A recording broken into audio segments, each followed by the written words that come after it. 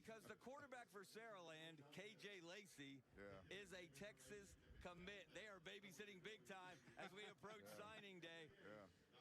Guys, the number of college players, future college players that we're going to see on this field shortly is incredible, is it not, Dwan?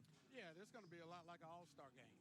You know, it's an all-star game that you've been coaching all year, but you have players that will be playing at the next level. And I mean, to be honest with you, a lot of these guys are going to be playing in the NFL. So we're going to sneak peek of something really special for years to come. There are NFL players in this game. That's a great way to put it. Let's talk to a few of them. We mentioned KJ Lacey, the quarterback for Saraland. He is a Texas commit. They've got a defensive lineman at Saraland, Antonio Coleman. He's committed to play right here for the University of Alabama. Jamison Curtis, a linebacker at Saraland. He's committed to play at Vanderbilt. But it's not just Saraland bringing in college commits. It's Clay-Chalkville as well. Jalen Mbakwe, their quarterback. He's probably not going to play quarterback in college. He's a defensive back, athlete, wide receiver. The word is that he is going. I didn't even mention Ryan Williams. I didn't mention Ryan Williams for Saraland. All he did last year as a sophomore was become the first sophomore to win Alabama's Mr. Football Award. Wow. He's a wide receiver, but he also returns kicks, et cetera, et cetera, et cetera. There's word that Jalen Mbakwe will not only play quarterback for Clay-Chalkville, he'll play DB to shadow Ryan Williams. And I love the quote from one coach, unnamed coach, who said, "You don't park your Cadillac in the garage." That's a great philosophy, is it not? When you got a great player. And as you're looking at the keys to winning, you're not going to out-talent some of those guys, but you got to make sure your matchup somehow favor you in whatever way that is. Maybe a scheme, maybe something. So the real challenge is, how do you match up? And it seems like most of the matchup challenges are at Clay-Chalkville. How they have to scheme themselves probably into these matchups, because face up, I mean, talent prevails. But football is an unusual game. I mean, you can create opportunities that aren't always about talent, and so I think what's going to be really interesting is just seeing, because the confidence to win is going to be in Clay-Chalkville. What kind of challenges have these coaches taken to put their players in position to be successful, because that's what coaches are supposed to do, against superior talent, which we know sometimes you just love that challenge, I just want to go out there and, prove. Well, you talking about face up. I want to see who faces up for Saraland against Clay-Chalkville's 6'8", 365-pound offensive lineman, Jaquan McCroy. He's going to Oregon. Come back. We'll be right back.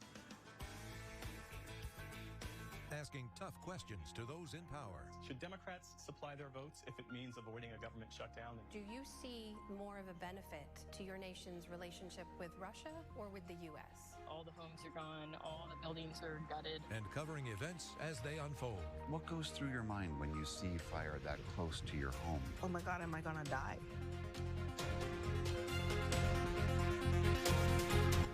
Tonight at 10 on Alabama Public Television. When driving, share the road, not a post. Bad. Alabama has a code of the road, and knowing it helps you follow it. This is a message from your Alabama Department of Transportation. When driving, wear a seatbelt, not a filter. What? Alabama has a code of the road, and knowing it helps you follow it. This is a message from your Alabama Department of Transportation. Alabama Public Television is your place for quality educational services. Free professional development for educators and child care providers. Access to free curriculum-aligned videos, lesson plans, and instructional resources with PBS Learning Media. And all the PBS Kids programs parents know and trust. Learn something new every day with Alabama Public Television. Visit us at aptv.org/education to learn more. Olympian Jesse Owens dominated the 1936 Olympics with 4 track and field gold medals in the 100-meter dash, the 200-meter dash, the long jump, and the 4x100-meter relay. The Lawrence County native dominated track and field from a young age. While in college at the Big Ten Championships, Owens set 3 world records and tied a 4th in less than 1 hour. Owens is widely remembered as the nation's greatest Olympian. This is the one we have all been waiting for, the Class 6A state championship game. We're pleased to be joined by the head coach of the defending, reigning state champions, however you want to phrase it, Coach Jeff Kelly from Saraland. Coach, thank you for being with us, and congratulations on another great season to this point. You know, excited to be here. You know, we understand how hard it is, you know, to get to this point. Super proud of our guys, you know, coming off, you know, a great year last year to really hit the reset button and come back and, you know, just week to week, show up and be consistent, show up and play good ball, you know, and up to this point, you know, it's been a good ride. So we're excited to be here. We know it's going to be a great challenge and looking forward to kick this thing off. What does that say about your guys? And you've got big name guys right. that are going to play at big name colleges, and yet you've won 20 in a row, you've won 38 of 40, you got the longest winning streak in the state, and your guys keep grinding, they keep getting it done. That's a tribute to them, isn't it? You know, it is, and that's probably the thing I'm most proud of. You know, there's been a lot of people that's really questioned whether or not our guys would show up this year with the same edge, the same desire, hunger, whatever you want to call it, you know, coming off of such a great year. And sometimes that's the toughest thing to handle, is handling success and handling people patting you on the back and that kind of stuff. But super proud of our guys for having that consistency week in and week out, understanding that every time we take the field, we're going to be everybody's biggest game. You got the target on your back, and they keep showing up, getting it done each and every Friday night. And you know, we got a lot of things, a lot of positive things going on. We've had a lot of success, but I'm probably as proud of that, just the consistency to sustain week after week what it takes to be successful. Do you ever use the term rat poison with your guys? You know, we talk about all kind of stuff. We talk about that stuff, and that's, you know, you got to have a quick memory, and we talk about that with adversity. You got to put it behind you, but you got to put success behind you too. You can't sit back and think you're entitled, or just because you've done something in the past or last year, whatever, it's just going to happen. And so yeah, I mean, we talk that talk a bunch, and you know, our kids, they show up and practice with a purpose each and every week. They go out there and compete with an edge like you all too, and that's a big reason why we're here today. We know you've got special players, KJ Lacey, your quarterback, Texas commit, Ryan Williams, your Swiss Army knife. We might show up anywhere on the field. What about the guys up front, though? Those guys don't have success if you don't have the guys in the trenches getting it done. You know, without a doubt, you know, Coach Fancher and Coach Dunnigan, they coach our offensive line. We've got 5 seniors on the offensive line, 3 returning starters, and they've done a tremendous job. Just the improvement that they've had throughout the year, you know, with their pass protection, with their run block stuff. I mean, they've really allowed us to get creative and do a lot of different things. And, you know, there's been some moments in the playoffs where, you know, we needed to settle in and run the ball, and they've been able to have that physical edge too, to be able to do that. And so we've got a lot of those names you talked about, and they're great players, but there's a lot of guys on the offensive line that's been kind of the heart and soul of our team, and I'm proud of all of them. Our defense is, I think, you know, a huge reason as well. You know, everybody's talked about our offense, and we lost one guy off our defense last year, and I told everybody coming in, we've got a chance to be really good on defense. And, you know, we've got some guys that play some really good ball and you know, put us in a situation to be successful. You're undefeated, ranked #1 in the state, Clay-Chalkville, undefeated, ranked #2 in the state. How big a challenge is this one? You know, they've got players all over the field. You know, Coach Gilmer and their staff does an amazing job. I got a lot of respect for those guys. They've been good for a long time. Talent, those kind of things, but they're coached and they play it the right way. I think you got the 2 best teams in the state. This is probably the game, if you'd have polled everybody in the state in high school football, this is the game they wanted to see back in August. And usually when that stuff happens, it doesn't play out that way. But now fast forward 15 weeks, you know, we got the game. Here it is. And it's going to be a bunch of good players on the field. They all want the same thing. They'll be playing their heart out there. It's going to be a great night for high school football. Our kids are looking forward to that challenge, you know, and we're going to go out there and execute and get it done. Well, every game at the Super 7 is special and important. But we may have saved the best for last with the Class 6A championship game. Coach Jeff Kelly, thank you. Congratulations again. Good luck in the final. Thank you. We appreciate it. For a real education that fits your life, the 24 colleges of the Alabama Community College System offer real degrees in real campus life. Full-time or part-time, there are options for everyone, from adult education and certifications to degree programs and workforce training. Experience real-life education at its best, your version of success in your community on your time. Visit accs.edu and begin your journey at your local community college. There's power in the simplest of actions, like one neighbor helping another, where everybody looks out for everybody else. Community is everything to the electric cooperatives of Alabama, and we're grateful for your trust to provide the energy you need, giving you the power to power on. Your Alabama Electric Cooperatives, empowering lives, empowering communities. We all make choices about alcohol. Kids make choices whether to drink or not. Bye, Dad. Bye-bye. Remember, I'm going to Alex's party tonight and sleeping over. Have fun. Hey, remind me about that party again? And adults make choices whether to talk about it. That's true of parents and every other trusted adult in a kid's life. Kids want to know our expectations, and they want honest answers in everyday conversations. So talk with your kids and help lead them on a positive path. Because when you talk, they hear you.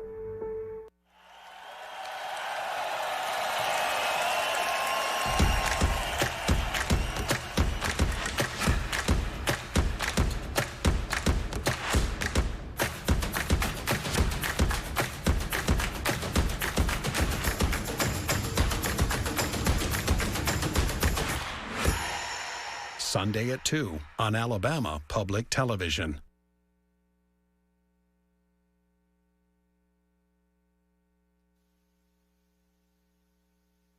The big one is almost upon us. The Class 6A championship game, defending champion Saraland against undefeated number 2 ranked Clay-Chalkville. We're very pleased to be joined by Clay-Chalkville head coach Drew Gilmer. Coach, congratulations on a great season to this point. Well, thank you. It's an honor to be here, and we're excited about it. How difficult is it? You know, this is the game people have wanted to see. Going back to the preseason, you know, people were predicting it. But that's a long way from there to here. And nothing is a smooth road. There's adversity for everyone. What's it been like for this team to get to this point? Yeah, it is. I mean, again, you got to have a lot of luck and things go your way. You got to stay healthy, and it's a long season. And but I tell you, you know, the one thing I'll take back from this year is this has been a fun year. This group's been our kids. They've been fun to coach. Again, we've had great leadership with our seniors, and I just think they've done a phenomenal job. Just, you know, taking each game at a time, each week at a time, and understanding that, you know, if you keep doing those things, hey, you know, the end will kind of take care of itself. It's hard to beat senior leadership. Yep. Who are some of those guys who have stepped up for you all year, and you'll need them to do it one more time? Yeah, I mean, the top 2 that stand out, you know, again, is Jalen Mbakwe, our quarterback, and then DJ Barber, you know, our Mike linebacker. Those 2, you know, have been with us, you know, from day one, you know, grew up in our program, and just, man, just phenomenal kids. You know, Jalen's going to Alabama, and DJ's going to Auburn. So just, again, you know, phenomenal football players, but I think even more importantly, even better people that our kids look up to, and, you know, and again, and they lead us in the right direction. So just, we're extremely blessed to have them a part of our program. Well, one thing everybody wants to know is about Jalen's health. He had to come out of the semifinal game against Parker. How is he? Yeah, he'll be fine. He should be good to go this week. How special a player is he? Yeah, he's special. He's a type of kid that, man, every time he touches the ball, I mean, you're just looking for fireworks to go off. And so extremely talented. But again, like I said, I think his character, you know, is probably the number one thing that's just put him in this situation. He does all the little things right. And, you know, to get to where he's at and the level that he's playing at, you've got to have those things. And yet, there are others behind him.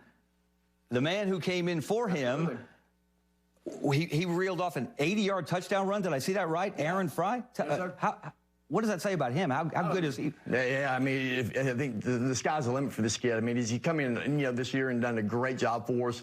I mean, had to step in last night in a big-time situation. I think Jalen goes out somewhere middle of the second quarter. And again, Fry comes in and just does a phenomenal job, just poised, under control. And then, like I said, hits a big run there. But how long did you say it was? 80-something yards? I had 80 yards. Yeah, something like that. Quarterback draw, was it? Yeah, absolutely. Yeah. And so hits it and takes it to the house. And, man, it kind of sealed the deal for us right there at the end. So, man, this is a heck of a job of that, man. And that's what you try to preach to those kids is that, man, when your opportunity presents itself and you get your chance, man, you got to make the most of it, and he sure did. We know it's special for the players to get to walk into a place like Bryant-Denny Stadium. What about for you personally? You've got a little history with the history of Alabama football. Your great uncle was Harry Gilmer? Yes, sir. The great Harry Gilmer? Yes, sir.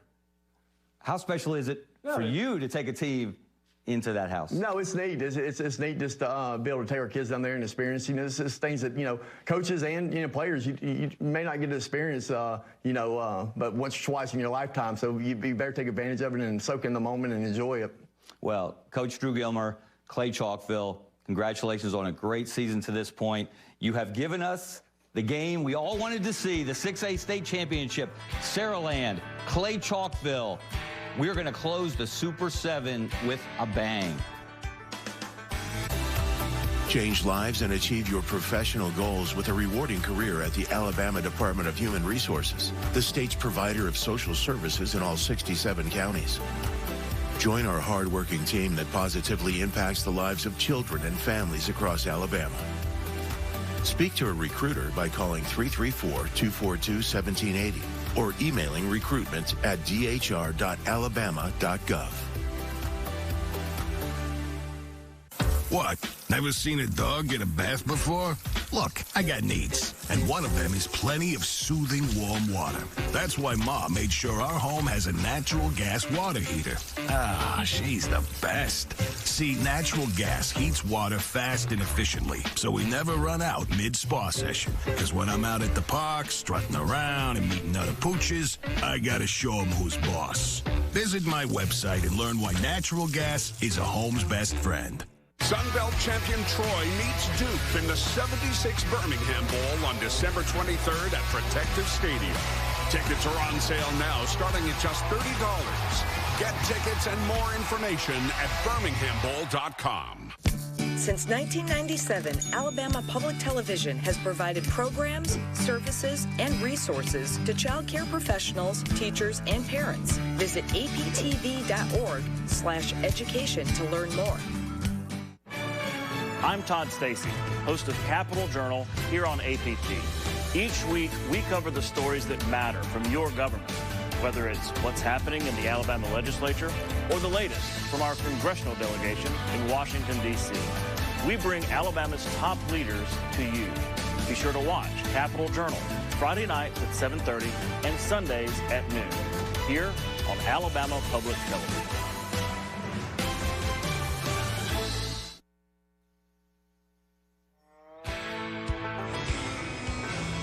Don't mind me, I'm just jamming to the stadium music right now. It may take a seven-nation army to beat either one of these teams tonight, but each team is bringing an army of talent and experience.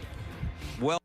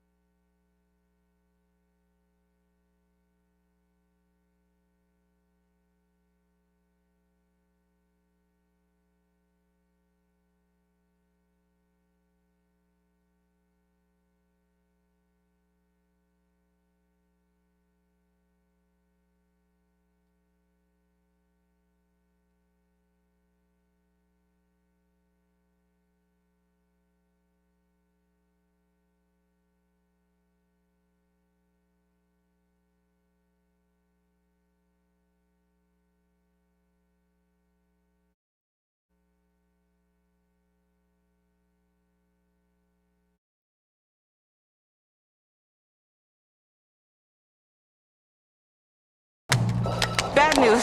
They want the tires to be biodegradable, and we can't change the launch date. Dang it. Since every team uses Jared.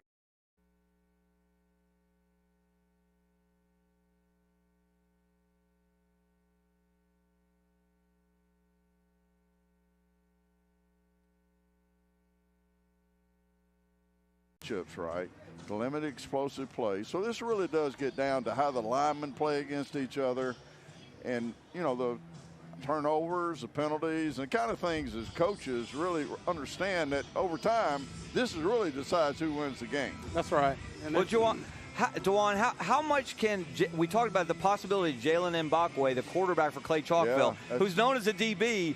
How much can he play both ways and match up with Ryan Williams, the star receiver for Saraland? Well, they'll play him in special situations, and in a game like this, it's going to be a chess match.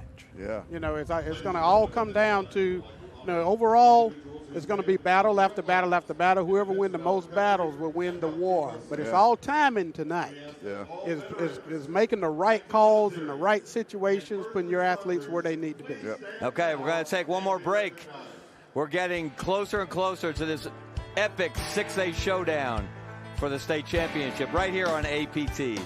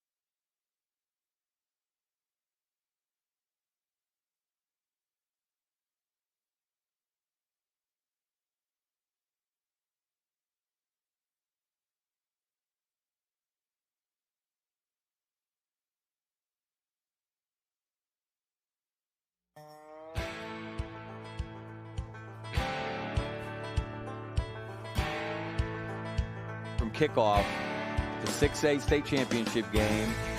This one is one everyone's been looking forward to really all season. It's one of those you kind of figure as you see the beginning of the year who's going to get to the championship game. Everyone's penciled in Saraland to come back with all of their stars. They won it last year. And Clay-Chalkville, they won it 2 years ago. Yeah. So you're going to be looking at the last two state champions in 6A. Right. Both teams ran the table. It's a game everyone wants to see. And, again, little things can decide this. That's exactly a turnover, missed assignment. Yes. And the South is hot right now. Dewan, you pointed this out. We have had 6 state championship games, and we have had 5 teams from the South have won. Only one team, Fife, from the North has won. Will the South take one more? Will Saraland get it done again? Well, listen, you can throw that out tonight for this one because this one is stars. When you see this many college coaches at a high school football game surrounding the field, it's a special game. These kids are going to come out, and coaches, they're going to give it their best, and you're going to see something special tonight that you'll remember for a lifetime. Is there Ryan Williams is the guy that everybody knows, again, the first sophomore, which is pretty amazing in Alabama history to be named Mr. Football a year ago.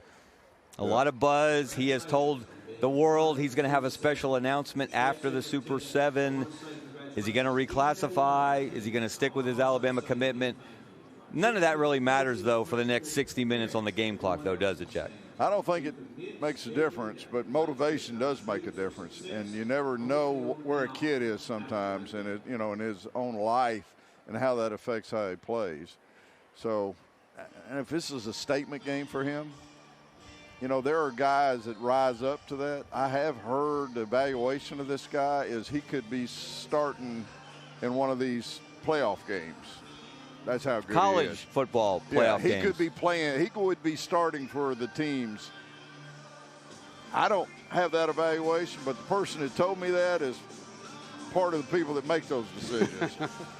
So if he's that good and this is a statement game, you better keep your eyes on this dude, because and if he's got somebody to deliver the ball to him, I mean, you may see something tonight that you remember for a long time, and you're looking at somebody that's probably going to have a name that lasts a long time in football. Take a good look at this guy. Yeah, we're talking about Ryan Williams, the junior wide receiver, kick returner, Wildcat quarterback. Yeah.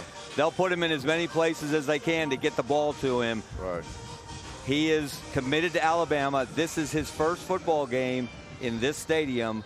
Will not be his last football game in this stadium. Whether his next one is next year or 2 years from now remains to be seen. But we're looking for some special moments to happen in this game. As you can see the teams lining up in the end zones. We're going to get ready now to hear from the PA announcer. We want to hear the introduction of the starting lineups. DeJuan Walker, thank you so much. Jack Crow, thank you so much for your analysis all week long. This has been a blast. And we're going to end on a high note with Clay-Chalkville and Saraland, the 6A state championship game. Let's get it kicked off. Let's throw it to the PA right now. Now please direct your attention to the east sideline for the recognition of the Saraland High School administrators. The superintendent, Dr. Aaron Milner. Principal, Brent Harrison. And athletic director, Donna Sunnycow. Please give them all a big round of applause. And now, Spartan fans, make some noise for your 2023 6A State Championship starters. First up, C.D. Gill.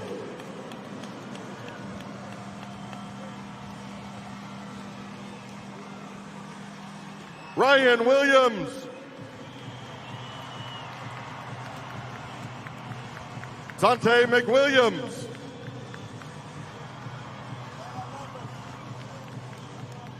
Dylan Alfred.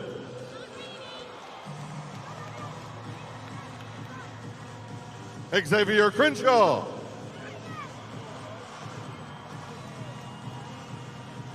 Delvon Gully.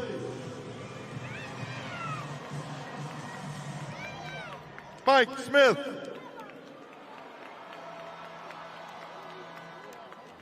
Myron Dunklin. Jamison Curtis. K.J. Lacey.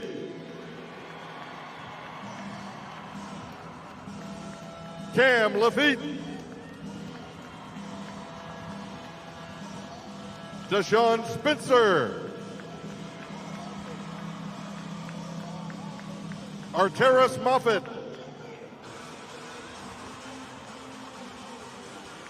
Edric White.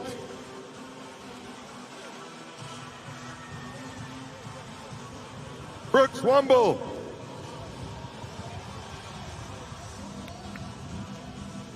Jordan Dees.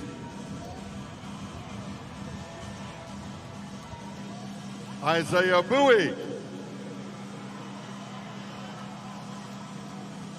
Chris Thompson.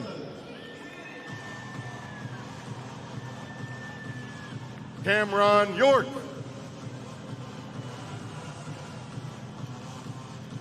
Jackson Roberts. Kingston Bush. Tucker Singleton. Bryson Broughton Chastang.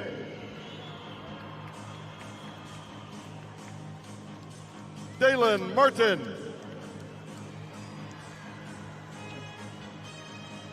Ethan Green.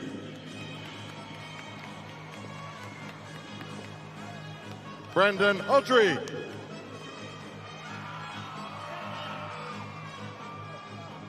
Landon Sullivan.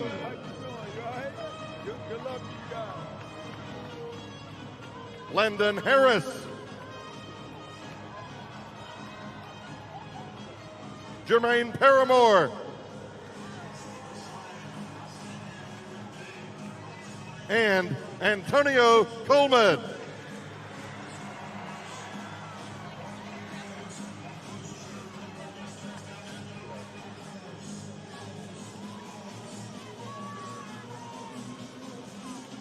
Now, please direct your attention to the west sideline for the recognition of the Clay-Chalkville High School administrators. The superintendent, Dr. Walter Gonsolin. The principal, Dr. Eugene Dallas. And the district athletic director, Daryl Long. Let's give them all a big round of applause.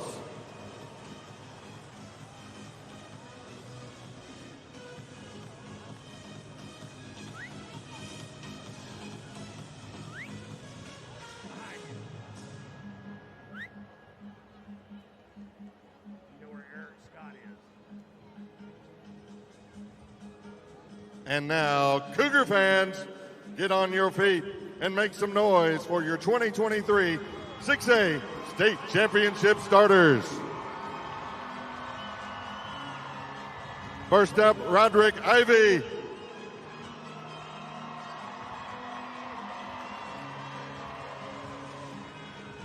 Tevis Metcalf.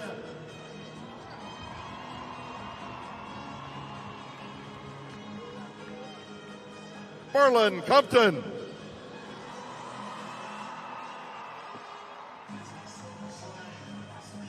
Mario Craver.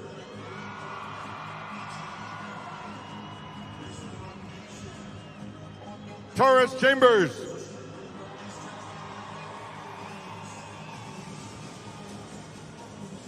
DJ Barber.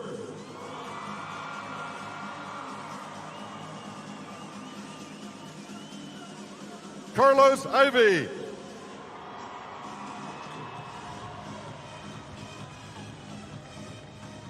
Dion Gunn.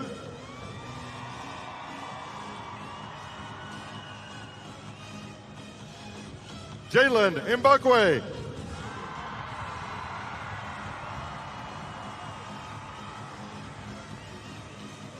Corey Barber.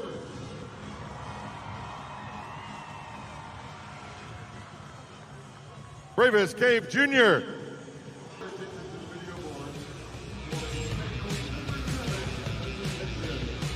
We have crowned 2 flag football champions and 6 of the high school football champions. And tonight, here in the next 3 hours, we will crown our 7th champion here in Tuscaloosa as Saraland, a sea of red here tonight, making the trip up I-65 to take on Clay-Chalkville. Coach Drew Gilmer and the Cougars unbeaten on the season, as well as we get ready to start this one here tonight in Tuscaloosa. Saraland unbeaten on the year. They've won 20 in a row. Clay-Chalkville has won 13 in a row. And, you know, Coach, this is something I think Jim Cox, Coach Rick Rhodes, there's a coach in this town that says, you know, use the term rat poison. And I think both of these coaches would have said if we talked about this matchup until last week, it would have been rat poison, but no more, because now this is the game everybody's wanted to see in 6A. Undefeated, number 1 and number 2 all year long. This is the one everybody's wanted. Well, you're so right, Jim. I mean, everybody's talking about this game now. I mean, the stars are out tonight. This is Alabama heavyweight football right here, and they're going to be, as I said, stars galore, offense, defense, 2 great football teams. It is a special, special night for Alabama high school football. Clay-Chalkville won it in 2021. Saraland won it last year. So these two teams, they know each other, and it's the grand finale, I think, for a reason. Everybody's excited. The Cougars, the Spartans, and we'll come back for the kickoff and get this one going here tonight on the Alabama Community Colleges and Alabama Public Television Super 7.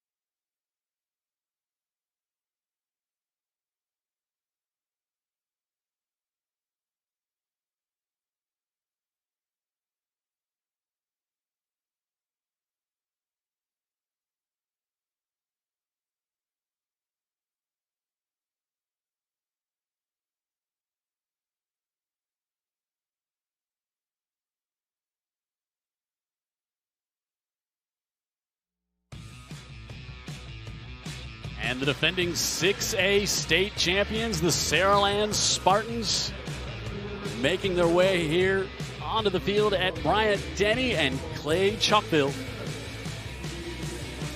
Unbeaten as well and ranked number 2 in the state as we get ready to send it down to the field to get tonight's coin toss before we get this one started.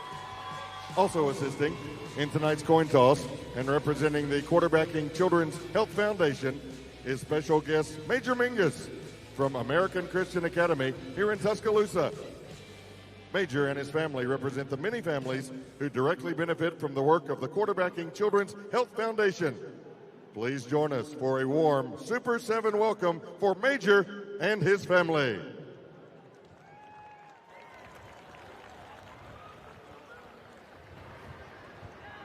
Guys, congratulations on being here, representing your community and your school. Also, congratulations on being selected captains for this game. It's an honor, but with that honor comes some responsibilities, guys. I need leadership. I need sportsmanship. I'm expecting you guys to handle that for us tonight, okay? Saraland, you're going to be the visiting team. I'm going to let you call the coin, let you see a tails, heads, heads, tails. What's your call? Tails. What did he say? Tails. All right. If I drop it, we're going to do it again. It is tails. You won the toss. Defer. You want to defer. Saraland has won the toss. They have chosen to defer. You want the football? Which way you want to kick? Defend this way. You want to defend this way? You want to defend this way? Spin with your back this way, guys. Spin with me this way.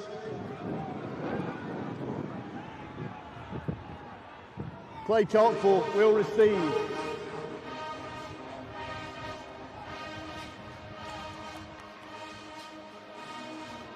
As you just heard, Saraland won the Children's of Alabama coin toss, and they will defer. So we'll see Clay-Chalkville and their offense out here first. And let's go down to the Saraland sideline as Susan Carruthers is down there with us. Good evening, Susan. Hey, guys. It is louder down here than it's been all week. It is a party. Listen, I talked to Coach Kelly during warm-ups, and he said he was really calm. He said his team understands the assignment. They are prepared for this moment, and he's ready to let loose and let them play football. Sending over to the home sidelines and Christina Chambers. Thank you, Susan. Clay-Chalkville head coach Drew Gilmer is in his 7th season with the Cougars, and he knows how to win a state championship. He did it in 2021. He said at practice all week his guys have been locked in, focused, they're calm and relaxed. He said, hey, you have all the hype surrounding this game with talent on both sides of the roster. He said, look, guys, they've got talent, but so do we. This is a matchup you want. 1 versus 2, 2 undefeated teams. He said, let's go out there and have some fun. So we look at our keys to the game, brought to you by the Home Builder Association of Alabama and Coach Saraland. They can put points up in big numbers, and they usually do that big plays, right? They really do. They're called chunk plays. That's plus 20-yard plays. They're going to need them tonight, that's for sure. Defensively, they're going to have to force Mbakwe to throw the ball when he has to, not when he wants to. That's going to be real important for Clay-Chalkville. Well, Jalen Mbakwe, some people say he's the best player in the state. We'll find out a lot about that tonight. He's got to have an outstanding game, and they're going to have to pressure this Saraland offense, get them out of rhythm, and get them disrupted. I mean, Saraland offense you hear so much about with the big numbers they put up, and you hear so much about Clay-Chalkville's defense, so stingy as they are. But Saraland's defenses, they've been strong all year. They've only given up 9. They've scored 9 touchdowns, taking the ball away. But, they won the toss, and they said, all right, we're going to start with the pressure right away. We're going to make you go on offense first, Clay-Chalkville. Well, something's going to give tonight, Jim. These are 2 outstanding football teams. Great size and power and lots of speed. Tucker Singleton angles this one over toward the 20. And Mario Craver, one of the speedsters, out to about the 27. And so you heard just Coach talking all about Jalen Mbakwe. I mean, all he's done at Clay-Chalkville, he's a 5-star. He's played wide receiver. He's played cornerback. He's played running back. He's returned punts. He's returned kicks. Oh, now he's playing quarterback. Lines this the year. Practice field. He is one of these rare generational type of athletes you see. He's going to Alabama, committed there as a defensive back, and we'll see just how much we'll see him maybe on that side of the ball here tonight, Coach, which I think could be a really big developing story. Well, his offensive numbers, 1855, 21 TDs, throwing, 950 rushing, 7.2 yards a carry, 20 TDs. Mbakwe comes to Craver and the speedster. is going to pick up 9 as we take a look at our Alabama Department of Environmental Management starting lineup. So Compton is on the edge, and you got Craver, the real speedster, there as well. Chambers in the backfield to be back there with Osley also. And then up front, keep your eye on 72, Jaquan McCrory. He is committed to Oregon. 6'8", 366. He's a mountain of a man playing on the right side as this one deflected. Getting a hands on it. Brooks Womble, the senior from Saraland, breaks that one up in the Saraland defense. 25 takeaways on the year, almost had 26 there. Thompson Coleman's the big disruptor in the middle. He's going to Alabama. Paramore on the outside. The linebackers are active. Bowie, Lafitte, York, and Jamison Curtis just committed to Vanderbilt. Gully and Crenshaw, the corners, and in the middle, White and Womble with our 8M starting defensive lineup for the Spartans. And Bachway pushes this one up to the 45, and he'll get 6 there on our first down of the night for Clay-Chalkville. I was just going to say, I think pretty significant right there. Saraland had 8, 9 guys in the box that time, and Clay-Chalkville still rooted them out, picked up about 8 yards and a big first down. And Bachway, you heard the stats coach just mentioned, and when you have a quarterback that runs it like that, it's almost like you're down a man, because your quarterback absolutely keep the ball. Usually you're just watching, it's 10 on 11, but he's got to be accounted for every play. Well, the most dangerous person on the field is a quarterback that can run it and throw it. Big, tough Saraland defense right there. Chris Thompson comes up with a stop there on first down. Thompson, a senior, 20 tackles for a loss on the year. Picked up a couple of fumbles and 6 tackles for losses as well. And he stops that one after a gain of just a couple. As Clay-Chalkville inching out near midfield here. We talk about down and distance so much. 2nd and 8 behind the chains a little bit. Jabari Staples goes in motion and now looking to fire that one out to the far side. It's incomplete.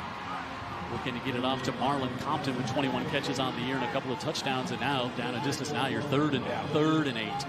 Now you have to throw. Tried to throw a little hitch screen to the outside. Tried to formation their way in to get an extra blocker outside, but very well defended by that Saraland secondary. And this is if you're Saraland, this is what you want. You got to get them in throwing situations. Clay-Chalkville, I think, would rather just run the ball all night.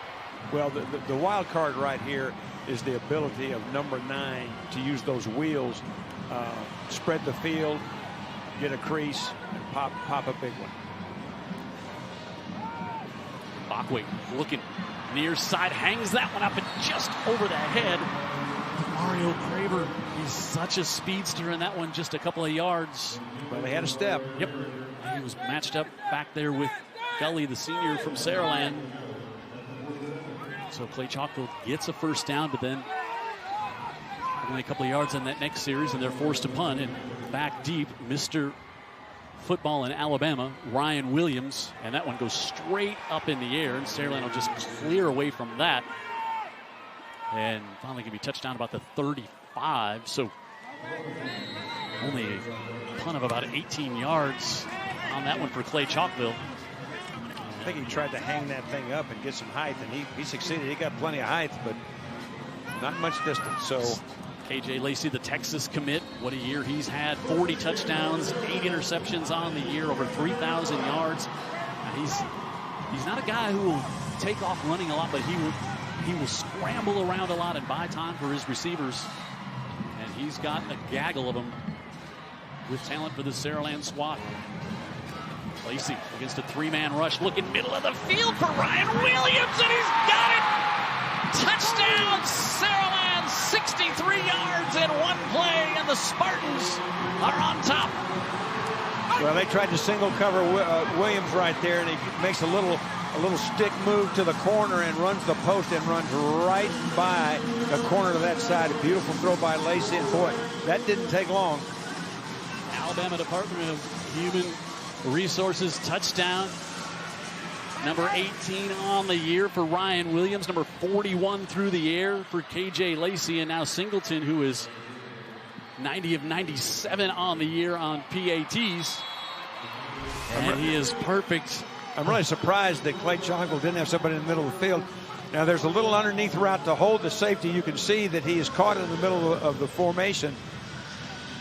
You know, he was going against Tevis Metcalf. I mean, he's going to Arkansas for a reason, the corner, but he had no help. Once he got by the corner, he had no help in the middle of the field. And Williams. Yeah, well, he ran by him like he was standing still waiting on the bus. So, I mean, they're going to have to give some help over there. Of course, Ryan Williams looking to recreate that play in future years. He's committed to Alabama. And one play early, just one play for the early touchdown in our Drive Safe Alabama scoring summary. 63 yards, 9 seconds. I'll tell you what, Jim, I didn't even have a chance to flip my chart over. Saraland, they like to run a lot of plays. They've got so many weapons, so they want to snap the ball. They want to run a lot of plays. But somebody before the game said chunk plays could be important. And yeah, I don't know who that was, but if they like to run a lot of plays, then that was a horrible series for them because it took them about 5 seconds to score. 9 officially, Coach. And now Singleton to kick again. He'll pooch it again to the far side. And Craver at the 7. Mario Craver, one of the fastest guys in the state as well. And he'll get to the 30. Now, it's real important here that Clay-Chalkville, I mean, they just got smacked pretty good. And they obviously need a drive and need 7 points to get back even in this thing. But they need to be patient right here. They don't need to try to get it all in one play. As you can see, pretty good return right here. And, of course, Craver can pick him up and lay him down now. He can fly. Yeah, he's got 13 touchdowns on the year. Jamison Curtis able to make the stop there for the Spartans. And up at the 33. Mbakwe on the pitch. This one going out to Aaron Osley, and Osley grinds the legs forward and going to have enough for the first down. Picks up 11 on that one. Yeah, good tough running by Osley. You know, they got in that bunch set over there and used it to their advantage. Got the edge pin. And good tough running by that young man. Helmet came off, so he'll have to come out of play. Bowie makes the tackle coming right at you here, but the legs just keep grinding. Obviously not a huge back to move a pile like that, but you can see the strength at just 180 pounds, but moves the pile, and he's got the first down. Yeah, he had A.J. Williams out in front of him, all 6'2", 295 pounds of him. And the Cougars again inside the give, across midfield and into Saraland territory. As Chambers, his first carry of the night. He's over 600 yards now on the year. Nice hole on the left side. Yeah, this is a little wrap play. They pull the right guard around, and really nice, tough running right behind that lead block by Chambers. Averages about 6 yards a carry, and you can see why. Yeah, they got a good 1-2 combination of running backs in the backfield to these Cougars, and back-to-back first downs here for Clay-Chalkville.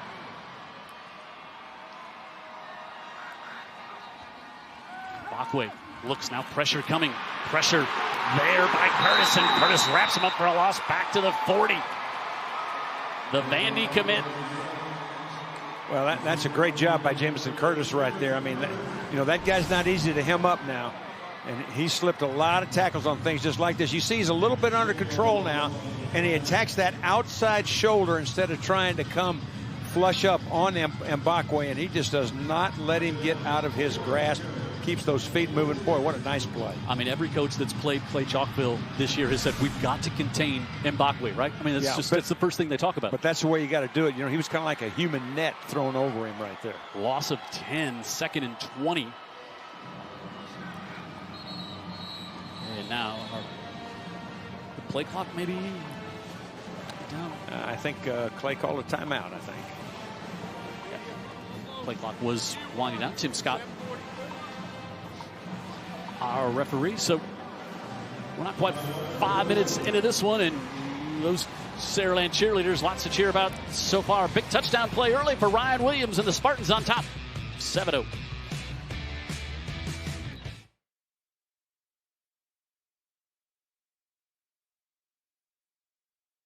What you say really does matter to me. All the talks we've had over the years, including what you've told me about not using alcohol and other drugs, they stick with me, and they make a difference, especially at times that matter most. Hey, want a drink? No thanks, I'm good. So thank you, Dad, for preparing me for what's ahead.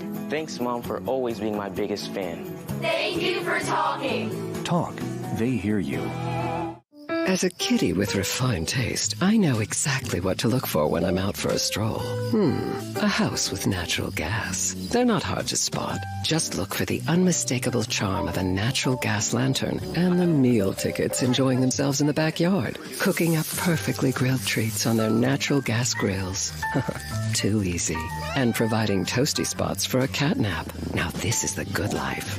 Visit my website and learn why natural gas is a home's best friend.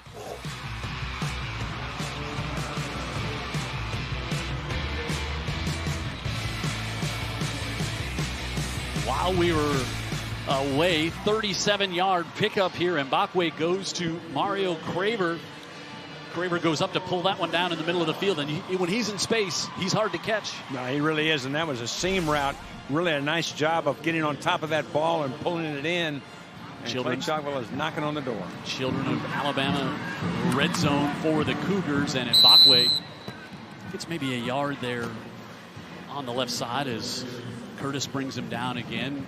Boy, the speed on both sides is evident really here halfway through the first. I tell you, Mbakwe and Curtis are getting to be pretty good friends now. They've met up here several times I think already. one of them's liking the friendship probably more than the other. Yeah, I think so too. I think if Mbakwe didn't see him the rest of the night, he'd be just fine with that. I think you are exactly right, my friend. So 2nd and 9 here for Clay-Chalkville. They are a physical bunch, and they are fast as well. Unbeaten on the year. 3 years in a row they've won Region 6, and now Mbakwe on the left side, and he's in for the Cougar score. Well, I think that's the toughest play in this offense. You get that speed sweep look with a guy that can really run, and then you got Mbakwe coming on the quarterback counter off of that. If you're a linebacker, it's almost impossible for you to be right.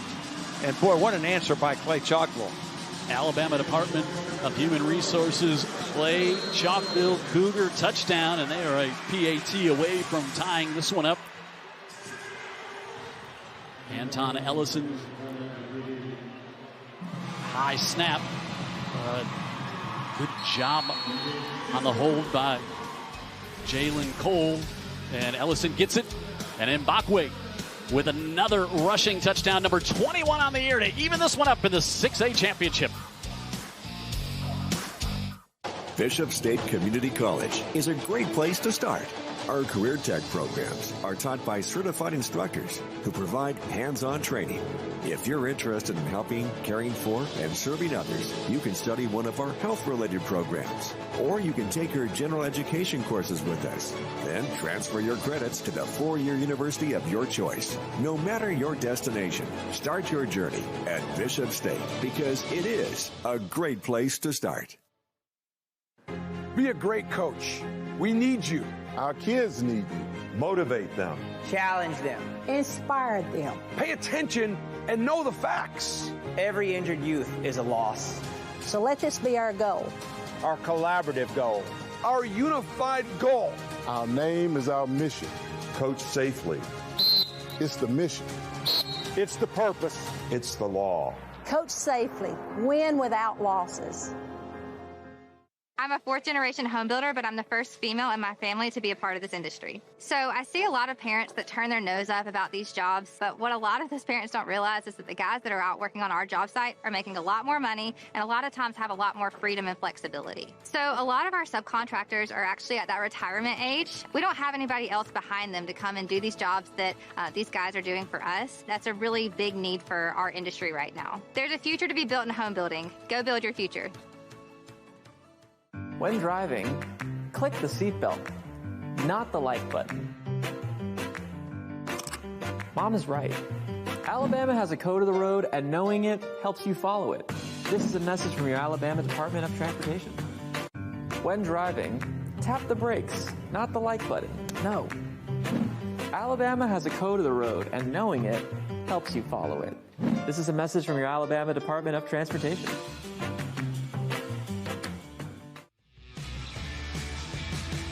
Five and a half gone here in the first. Jim Cox, Coach Rick Rhodes here in Tuscaloosa. Our drive safe Alabama scoring drive. What an answer. 6 plays, 3 minutes.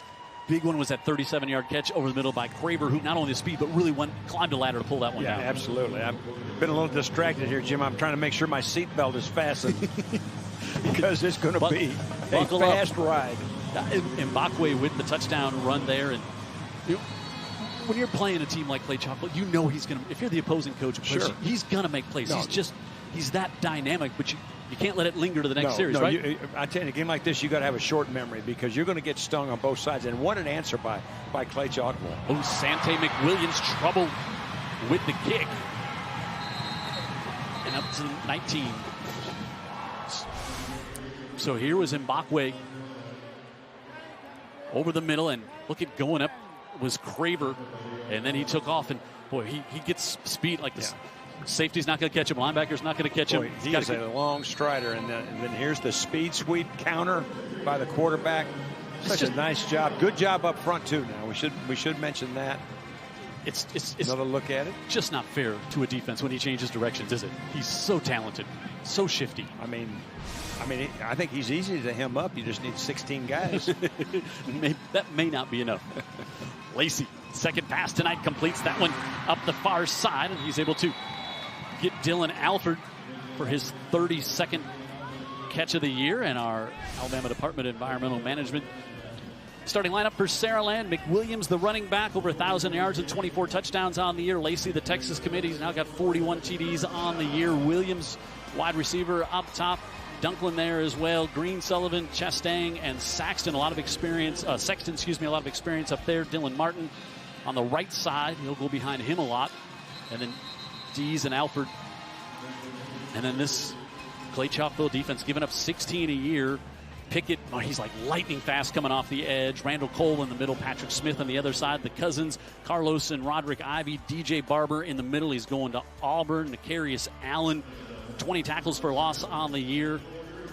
Jamarcus Jones, Xavier Starks at safety, and Gunn, who's got a couple of interceptions. And then on the other side, Tevis Metcalf, who's going to Arkansas. Lots of stars in that lineup on both sides. 2nd and 7, looking to get this one in between, and it's tipped up and broken up there as Xavier Starks, the sophomore, came over as Lacey was trying to drop that one in a bucket and was looking to go to Jordan Dees, I believe, to the near side. Yeah, he tried to force that one, I think, just a little bit. You can see the corner of that side sits in between the short and the deep receiver and just plays the ball. I think Dees went up and he was maybe trying to actually come to Dylan Alford closer to the boundary.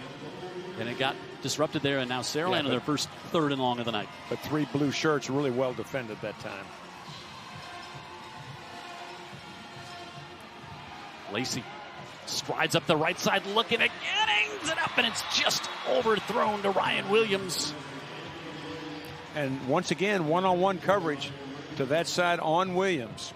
That was Metcalf there with him, and Williams just out of his reach. So we talked about the answer by the Clay-Chalkville offense. How about that one by the defense there to force a 3 and out? Absolutely. You know, you come back, you tie the game and force a 3 and out and force this punt. Let's see how it yields field position right here.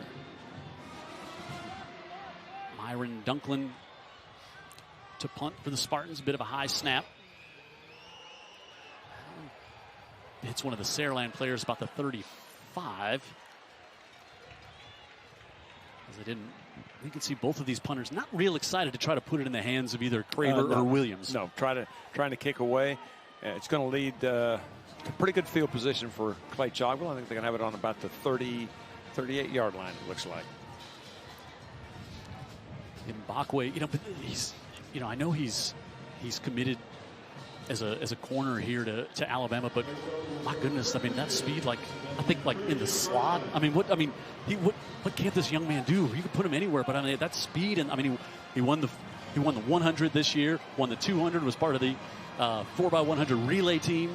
Well, and I mean, he was 21 for 27 or 316 yards against Muscle Shoals, and 8 for 9 last week. I don't think that was a backwards pass. It was low, and it was incomplete. So he's been pretty hot throwing the football here the last 2 weeks. He's trying to get that one to the fullback, Cave. 2nd and 10 for Mbakwe. So, you know, he kind of reminds me of a little bit. I don't know if you remember a guy named Bob Hayes, who was an Olympic gold medalist. You know, his coach at Florida A&M, and I'll finish it in just a second. Back to Craver, middle of the field, makes a man miss, breaks a tackle from the linebacker, Curtis, and he's up to the 40. Yeah, he's going to pick up 22 for a first down. Just ran double hitches there. Really nice read that time by Mbakwe. The flat defender is going to widen just a little bit. Throws it right off his hip back to the inside. A nice inside move right there to pick up additional yardage. And Clay-Chalkville was moving. Just to finish my story real quick, but Gaither said about Bob Hayes, he says, you know, I know he's the fastest runner in the world, but he happens to be a football player that's that fast. And that's kind of the way Mbakwe is. And now into Saraland territory, up to the 40. Mbakwe with the give to Osley, and Osley will get maybe one there on first down. You know, they're doing a real nice job of mixing their offense. You know, the ball gets out quick to the outside. You know, a quick stab inside. At some point, for sure, you're going to see that package with Mbakwe where they run the speed sweep or he runs the counter off of it. I mean, it really forces you to defend the entire field, which is what great offenses always do. Down to the bottom of the screen is Craver, and now he's out in front of Mbakwe, rolling out to his left. Mbakwe looking at a dive, and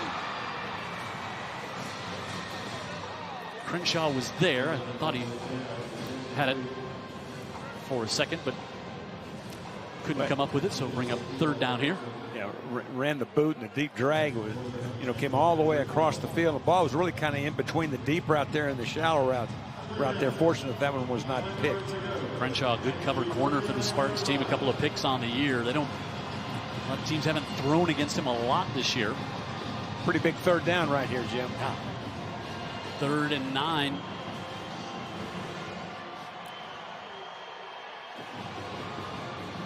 Spread the field. Mbakwe with the pressure coming. Fires, and it's incomplete.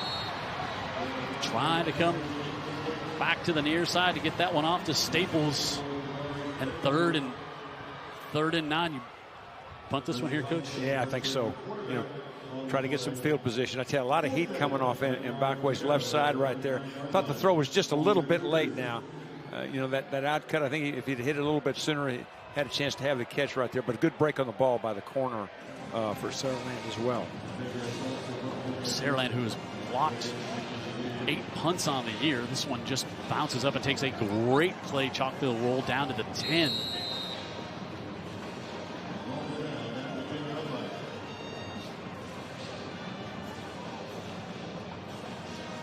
All right, Saraland about to bring KJ Lacey and crew out there, and Susan Carruthers is down on the Saraland sideline. Susan.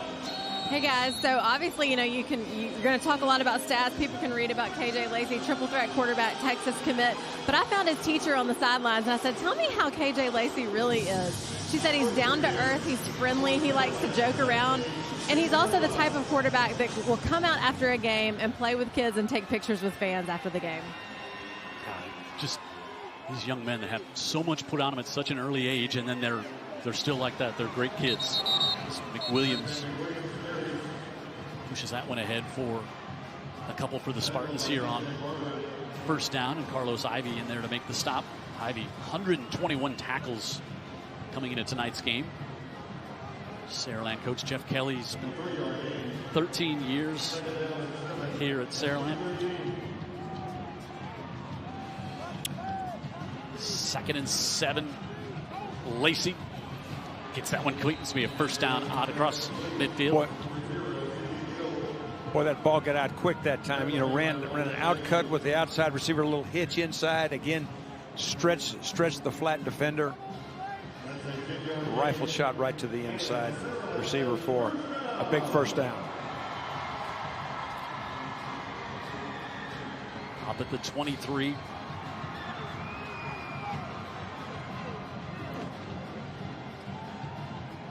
Lacey bounces to his right. Now looking again for Williams at the 40, and he's got it. Ryan Williams, 77 to go for the score, and Saraland another jump play touchdown. Well, Williams is going to be the wide receiver to the bottom of your screen. and he runs a deep sail route all the way across the field. It was kind of a mini scramble right there. Lacey does a great job of picking him up and throws a dart right on the money. And I'll tell you what, when you got a guy like Ryan Williams that's running from one set of the numbers to the other side to the set of the numbers, it's almost impossible to cover him for that long a period of time. Alabama Department of Human Resources touchdown for Ryan Williams, his second of the night, and the PAT sneaks through inside the right upright. And just here's Casey, just the poise and patience that he has, Coach. Absolutely right there. He just sits in there, and of course, as I said, Ryan started on the right side of your screen and worked all the way across to the left. It's almost impossible to cover somebody for that long. That's a linebacker back there with him. No, absolutely. No chance. No chance right there. And actually, I guess it was Gunn. I thought it was 6, it was 8. It was Gunn. And Williams does a nice job of breaking the tape at the finish, too. He's a speedster as well. He runs a little track here in the state of Alabama. And second touchdown of the night. And our Drive Safe Alabama scoring summary. 3 plays, 90 yards this time. So you just a minute, you pin him back at the 10. Think, all right, got a chance to flip the field, get good field position again, and boom. Well, the scramble play is the most difficult play in football to defend because you have to immediately adjust to broken routes that are changed, and of course that one was basically about an 80-meter dash between a defensive back and Ryan Williams, and you're just not going to win that one-on-one.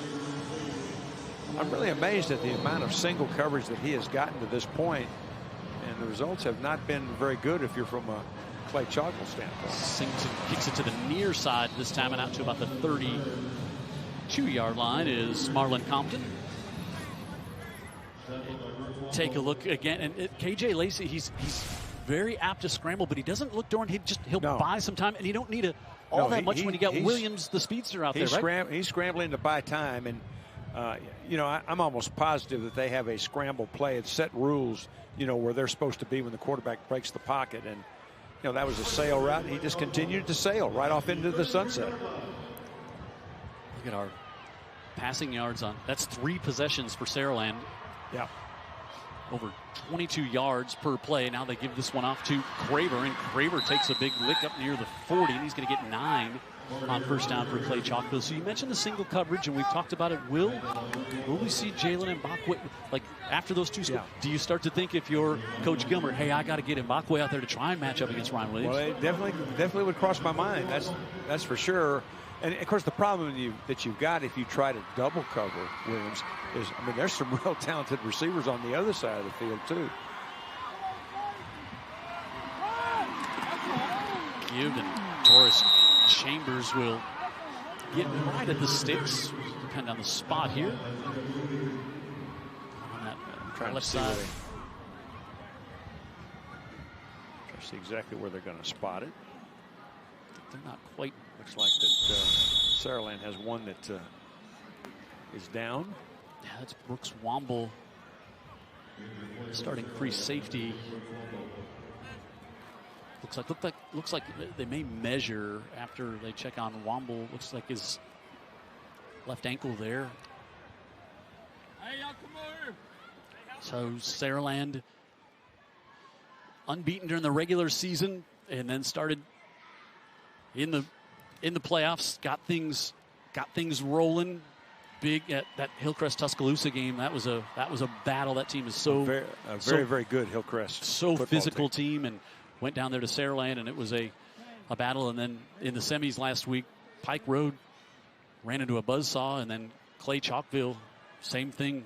They rolled on here and then had a really physical match against Parker, and then got the win and moved here to set up the rematch that a lot of people have been wanting to see all year. The rematch of former champions, if you will, 2021 for Clay-Chalkville, 2022 for Saraland. As we see the first down there for the Cougars. Jeff Kelly coaching in his 5th state championship game. Took Jackson to the state finals, and this is the 4th time for Saraland.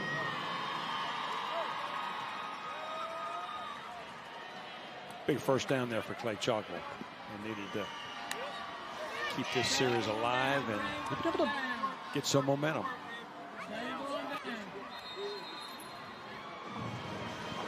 been able to run the ball pretty well here on the first after that first drive. Absolutely. Empty backfield now.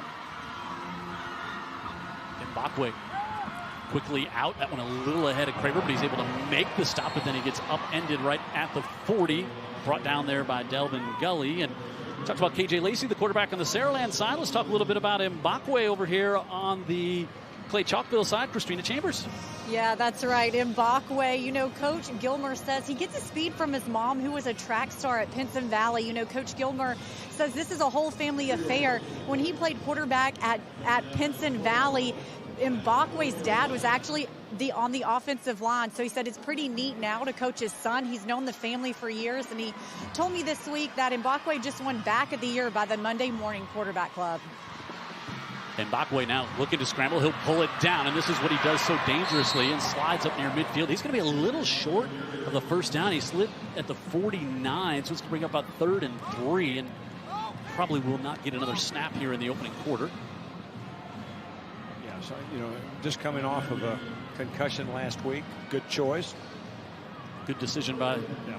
And you know that's so dangerous with a guy like that, because you know that's the thing that it's so difficult to defend. So fireworks early in this one. Ryan Williams 63 yards, and then Jalen Mbakwe answers back, and then Ryan Williams 77 yards, and it's 14-7 through 1 here in Tuscaloosa. Knows what the big man wants? Yep, bacon. Jack's is bringing a sleigh load of bacon to its southern favorites. There's the big BLT, chicken BLT, and our bacon double cheeseburger. It's a bacon wonderland out there. Play hard, play to win. But when sports injuries occur, you can rely on Encore. Our professional team treats all types of sports-related injuries for athletes of all ages. Our licensed therapists work closely with the patient, your family, and physician to get you back into action quickly and safely. At Encore, we love to see you move. Log on to EncoreRehab.com for a location near you. Everyone knows what the big man wants? Yep, bacon. Jack's is bringing a sleigh load of bacon to its southern favorites. There's the big BLT, chicken BLT, and our bacon double cheeseburger. It's a bacon wonderland out there.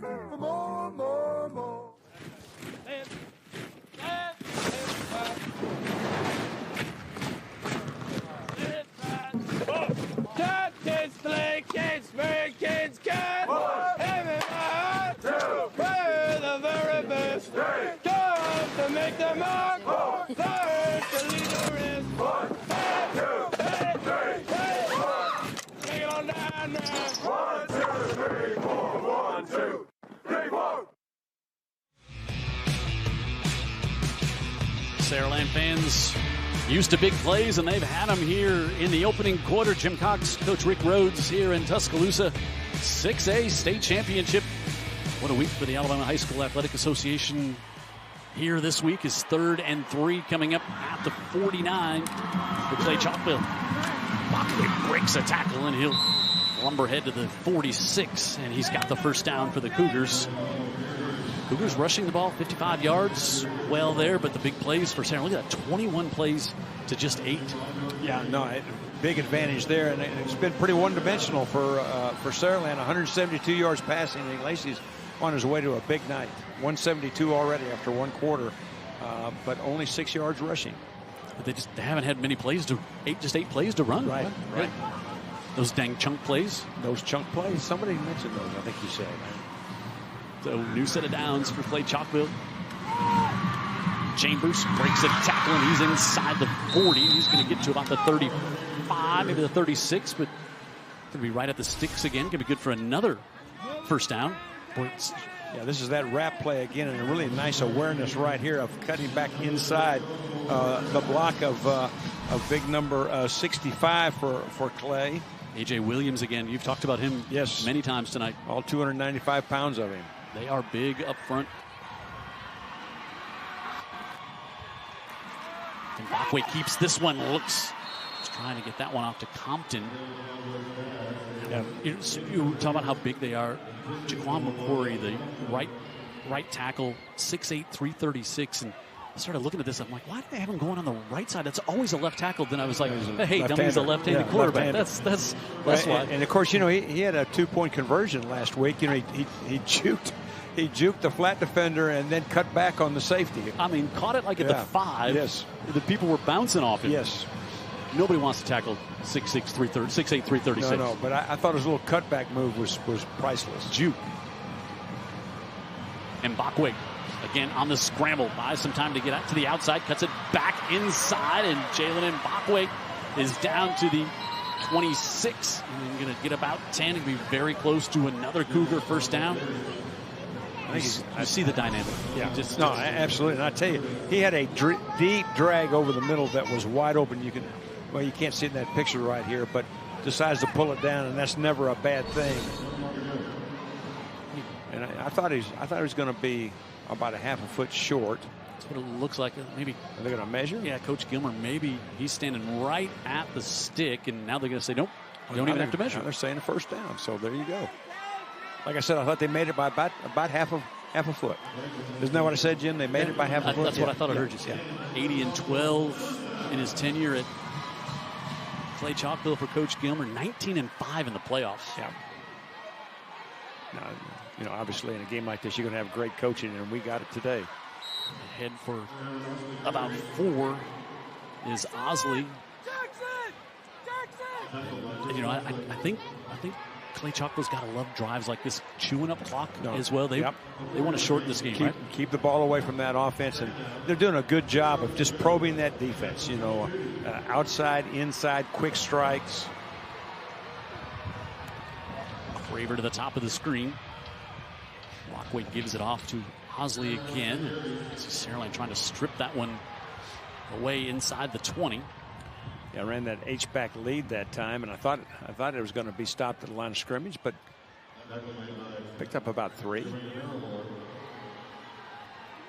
carry gets Clay-Chalkville in the Children's of Alabama red zone by a yard at the 19 with 3rd and about 3 coming up. Got to think 2 down here. I think absolutely. Field goal is not going to be allowed in these games, right? No, you got to get touchdowns in a game like this. Staples in motion and sets on the right side. Mbakwe spins, gets to the 18, drives forward. It's going to be a little short. I think he lost. Well, he didn't lose yards, but he's going to be about a good yard, maybe a yard and a half away. And this will bring up an interesting little call. Cam Lafitte with the tackle, and Ellison is a good kicker, has been. It's been a big improvement for this Clay-Chalkville team over the years. Ellison really done well for them this year, but they're going to go for it here on 4th and 2. Yeah, they're bringing in Carlos Ivey. He's a linebacker, he's a lead blocker, and that's quarterback power. Mbakwe bounces, and now he drives those sprinters' legs inside the 15, and another first down for Clay-Chalkville. And what a great job after contact of keeping those feet moving. Watch the down block to the left of your screen. Not a whole lot there, but watch those blue shirts roll the pile. You see they brought DJ Barber in to help block. Carlos Ivey, bring those linebackers over. That it is no place for the faint of heart. Shoo. So at the 14, 1st and 10 for the Cougars. This one off to Compton, trying to string it out along the right side. He's inside the 10, and a huge hit at the 5 as Xavier Crenshaw, the senior, put a huge hit on Compton right at the boundary. Well, you like those safeties to run the alley, and that, folks, is running the alley. But 9-yard gain. Take a look here. Take a speed sweep right here. Take a listen. And hello. Saw the mouthpiece go flying all the way back, almost hit Thomas McDonald, our jib operator, in the corner there. The mouthpiece would have been a home run in several parks. And they're going to make him go get another mouthpiece, I think. Well, they're sending Craver out. Yeah, no, I don't know. And he definitely has his. Yeah, he's got. I wonder if he was. I wonder if the official was. Now that mouthpiece just got thrown to the sideline. 2nd and 1. Mbakwe stood up there and having a little chat with Isaiah Bowie. Yeah, that's a power off tackle again. A lot of blue shirts, pushing and moving into the end zone, but Mbakwe was not one of them. He was firmly in the grasp of that young man right there. He needed less than a yard, and he's got the first down. So it's 1st and goal as the clock continues to run here. As approach 7.5 to go in the 6A state championship game here in Tuscaloosa. 1st and goal. Cave, the fullback, in with Mbakwe. Mbakwe will go behind him right up the middle, and he plunges in for the Cougar touchdown. Alabama Department of Human Resources, Jalen Mbakwe touchdown, and we're another PAT from this one being tied up. You get that 2 tight end set, it creates extra gaps to have to cover. They insert the H-back. It's just the old-fashioned I formation isolation play, but it's done, out of a modern look. And the result is we got a great football game. What is old is new again, right? That's it. Ellison on here to try to tie this.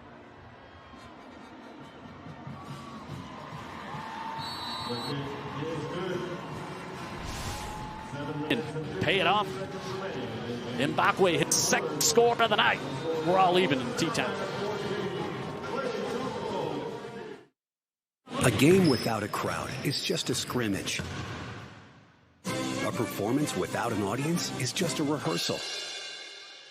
Without your presence, high school sports and the performing arts aren't possible. Ensure that these essential extracurricular activities continue to enrich the lives of students in Alabama. Purchase a ticket to your local high school's game or performance. This message presented by the AHSAA.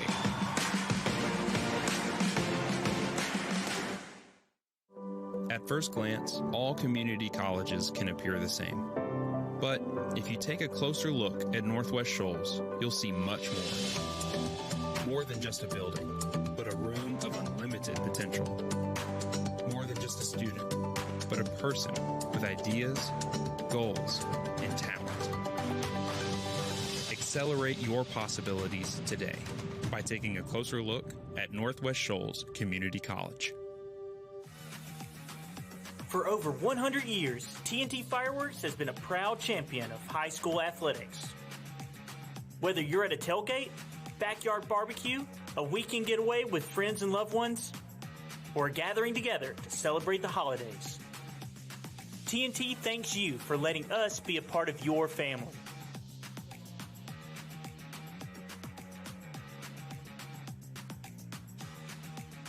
The internet. It's how we learn, experience, and connect to the world. But all of that powerful information needs a really powerful home, a data center. Like this world-class facility we invested $600 million to build, right here in Alabama. But keeping the world's information at your fingertips isn't all we do. Our data center supports thousands of jobs. We provide resources to our community and generate more than $1 billion for the state economy. We're doing our part for a better Alabama because Alabama is our home too. Coming into this game, Coach Rick Rhodes, I think a lot of people wanted to see Jalen Mbakwe and Ryan Williams, and well, they have. They've certainly got that. Matching touchdowns, 2 apiece. Mbakwe, after that 7-minute drive there from Drive Safe Alabama, 15 plays. I mean, it's just, I don't care what level of football you're watching. It is hard to see a 15-play drive without shooting yourself in the foot. Very, very difficult. And I tell you, and it takes something out of the opposition there, too. You know, that other offense is sitting over there, you know, watching this ball move down the field, and you can't really do a whole lot about it. And, you know, we were talking at the break, Saraland has 178 yards total offense. Well, 140 of it came on 2 plays to Ryan Williams. Outside of that, they've only got, 30-some yards total offense. On their other 6 plays. They've run the ball. They've had the ball for 8 plays. They've had 8 plays. And we're a minute 15 away from being halfway through the second quarter. But they got 14 points. So there is that. Yeah. Ellison, the strong kick, and Ryan Williams at the 7. Ryan Williams up to the 30. So Mbakwe, you hear so much about his speed, Coach, but he's so strong from the legs down, and we saw it several times on that drive to keep the pile moving, and then just right here just drives it on through. And that's one of the things I noticed about him. And looking at him on film, is he is very, very strong in his hips and his legs. And of course, that's a great goal line play right there. You pour those blue shirts through there, lead blocker, wrap around, lots and lots of blue jerseys at the point of attack. They give KJ Lacey, he's going to have to hurry play clock down to 2, and he gets it off with 1, and Lacey zips it to Williams near side. He's immediately wrapped up after a gain of maybe 5. Jeff Kelly was saying they put a lot on Lacey pre-snap to see what's going on and what the adjustments he wants to make, and obviously he does it very well. No, very, very much so. I mean, he's a great package. He's got some size, has a whip arm. I mean, that ball gets out in a hurry. Obviously, he understands the offense very, very well. Just a junior going to Texas, and now they come to Ryan Williams. He'll swing it out the backfield up the far side. Williams is going to have the first down up to the 43. So he'll pick up 9 and another first down here for Saraland. Brought him in motion. Ball backwards throw, but now watching that play and watching film on Saraland, get ready for this one. We've seen that in the past, backwards throw, and then he's also number 2 on the quarterback depth chart. Yes. He can throw it as well. The old double pass, which which I'm sure they've got down in their list right here. I think we have somebody down. On the far side, it is one of the Clay-Chalkville players. Looks like he's about to bounce up. Yeah, that's the safety, Dion Gunn. The seniors had a really solid. Oh, correct that. That's Rod Ivy, the linebacker. 0 and the 8 have confused me now twice on the night. He is one of those. The guys in the middle get a lot of attention, but he is one of those guys who makes a lot of plays, a lot of those grunt plays that maybe don't go noticed on the stats, but really forcing and funneling to the other tacklers. And one of those gap control guys. So after the injury, up to the 43 for Jeff Kelly and the Spartans.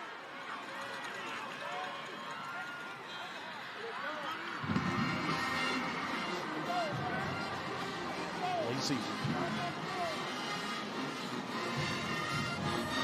looks middle, fires, and able to get that one complete up to the 40.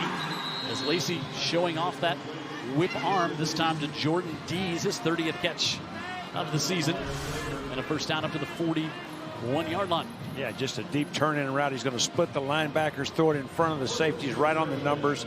I mean, this is what you look for. Look at this quick release. Sante McWilliams has been offered to Stanford. Rolls out on the right side. He's just a junior with he's on a lot of teams. He's the feature of the offense. Yeah, running back like that, 1,000 yards. Yeah, he's a 1,000-yard rusher, 6.4 yards per carry, 20 TDs on the year. Gets 5 on first down. And they come back on the near side, able to get that one off to Dylan Alford. And Alford didn't get much, maybe 2. Bring up third down here for the Spartans. Really well defended right there. Ran the double pull scheme up front, gave a hard inside run fake to try to hold the pursuit. But a pretty good job by Clay-Chalkville of working past that. As you get a look at KJ Lacey's number, he has almost 200 yards, and we're still 5 minutes away from halftime. Yeah. 30-something per completion will help the average. Absolutely. 3rd and 3 for the Spartans. Lacey dumps it out in the flat, able to get it complete. He's got a first down up to the 27. As C.D. Gill has his first catch of the night, his 42nd on the season for the junior. Yeah, you get in that bunch set, you have 3 receivers, and you always try to play it well. One guy takes the outside guy, one guy takes the inside guy. The guy that's tough to handle is the guy in the middle. Can't get anybody to him, and that's exactly what happened right there. The middle guy sat down 5 yards deep and picked up a nice gain and a big first down. Longest sustained drive thus far for the Spartans. Lacey throws that one away under pressures. He looks Alford's way again. Yeah, that pocket didn't collapse, but he could feel it in his lap right there. And as he tried to roll to his right, really good job by the edge contained guy to that side to keep his outside half free and give him nowhere to go. 2nd and 10 here for Saraland, and Ryan Williams lines up in the slot.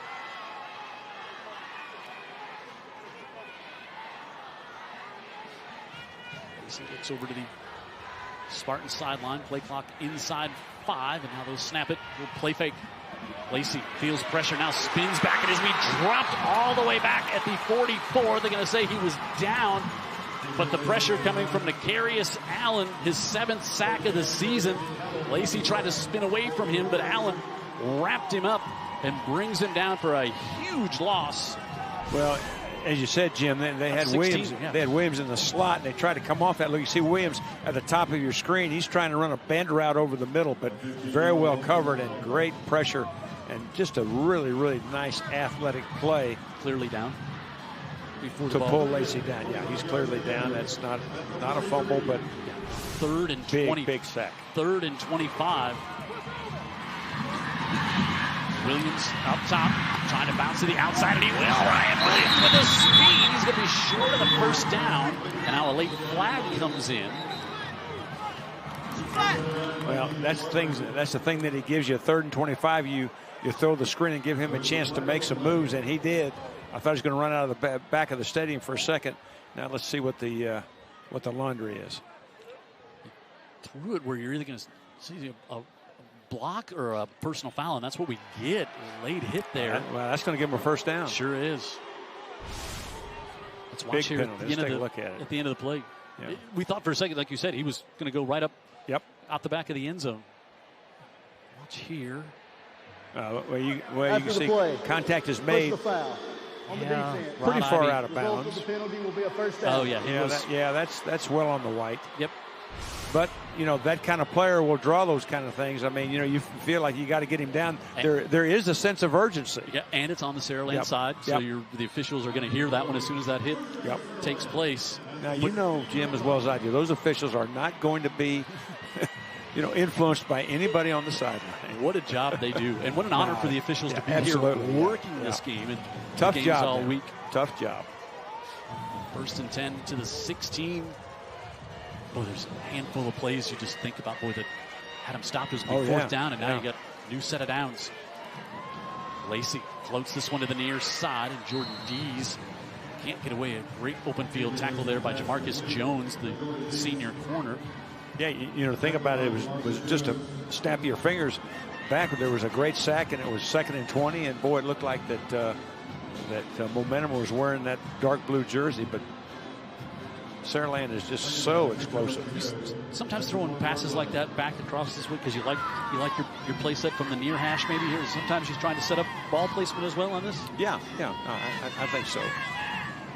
Nick Williams in the backfield, and here comes Ryan Williams.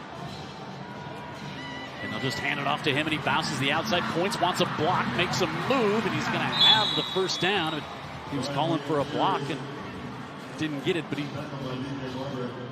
Well, that's just another example of the really exceptional ability this young man has. Now watch this little dip into the inside. Sets him out to the outside and boop, inside. Great job there by DJ Barber. Those two could be matching up on Saturdays. Yes. Barber going to Auburn. Yes, they most definitely could. And Williams great pursuit by Barber. They're going to measure here. Regardless, they are in the children of Alabama's. I think he's a little bit short. I'm going to say he's 6 inches short. Children of Alabama red zone. And all right, give you 1 for 2 on them. 1 for 2 so far, Coach. I think that was about 8 inches, but we'll still give you. I have a bad angle here. So I'm not right on. Correct. It's so 3rd. And maybe the length of a football here for the Spartans. Well, this game has lived up to the billing here through most of the first half. It absolutely has. It has been quite a show on both sides, and the Stars have shown brightly, and it's been a lot of fun to observe and talk about it. Ryan Williams was still not happy with that spot up there at the top of the screen. That is a young man who has a smile on his face every waking moment. That's pretty exceptional. I'm going to see our little tush push. Yep. And he got it very easily.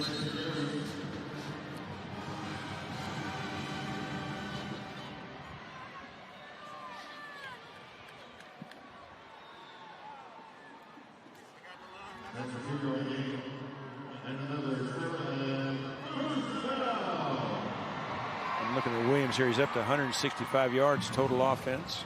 So just found out we had some parts of the state where we had a bit of a brownout. We lost our signal, but it's back up. Thank you for sticking with us.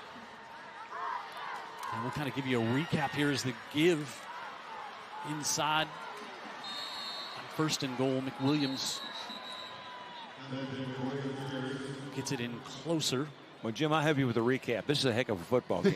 Yeah, we had some folks who lost the feed earlier here, but here we are, 14-14, 6A state finals. Jim Cox, Coach Rick Rhodes. Saraland's been on top 7-0. Clay-Chalkville answered back. Then it was 14-7. Spartans. Saraland then watched Clay-Chalkville answer back, and here we are. Saraland trying to continue the ping pong battle here, back and forth. Lacey rolling out pressure again. Now he reverses, looks for the corner of the end zone. Yeah, he just threw it away. He is lots of heat coming there, nowhere to really go. So he threw that one away. He had Alfred back there, but the pressure.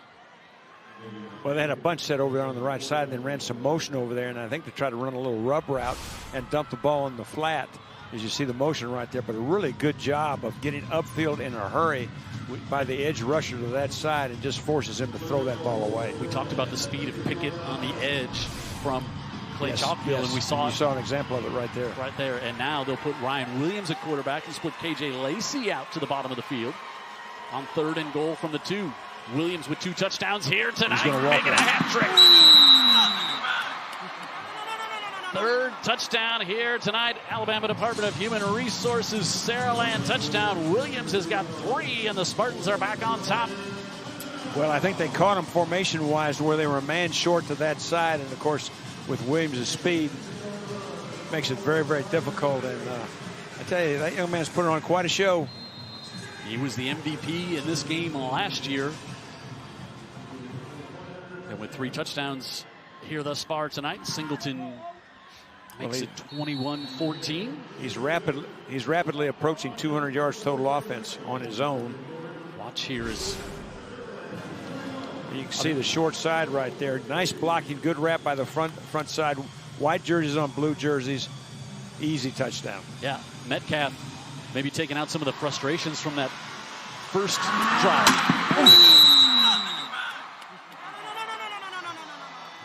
There is some clicking and clacking going on out there. I mean, the big hit there from Metcalf, but I mean, there's Williams or on the other side, Ibakwe.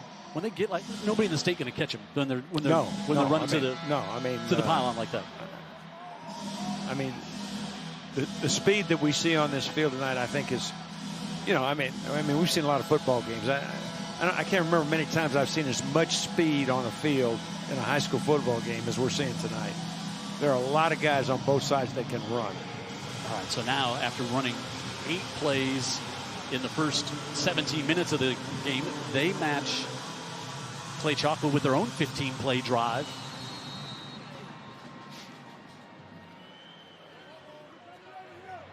High kick goes back to about the 15 as Compton rolls out to about the 28. And let's go back down to Christina Chambers over here on the Clay-Chalkville side. Yeah, that's right. Coach Gilmer says this is the best offensive line he has had. They're physical and they play hard, and a lot of that is due to Jaquan McCroy, number 72. He is 6'8", about 370 pounds, and Coach says he wears size 19 cleats. He says he's never seen a shoe size so big. He is committed to Oregon and came to Clay-Chalkville from Fairfield, and he said he's raw, but he's grown up really fast, and he's a laughable guy. He makes everybody laugh on the field, and they have to tell him to be mean. Bachwick comes back to the near side, and Compton gets hit and brought down quickly there. Isaiah Bowie with the stop, and now Saraland takes a timeout of Christina, talking about, you know, McCroy there, and just, I mean, that's an NFL size dream left tackle. I think it's past NFL size. Generational. Change the family tree forever with the when you have that size. You know, it's interesting. I watched Oregon and Washington play, and their current right tackle, I mean, is a carbon copy of this young man. So I mean, he has picked a good place, and you know, for a guy that is as big as he is and as young as he is, and really has not played all that much football. He's very agile, and you know, he has gotten better and better as this year has gone on. And I think we're going to see a lot of football from him. Sure, and you would think he's going to, as long as he's got a right-handed quarterback behind him, they're going to, at some point, he's going to transition to the left side, right? I think there's no doubt about it. There's a reason those.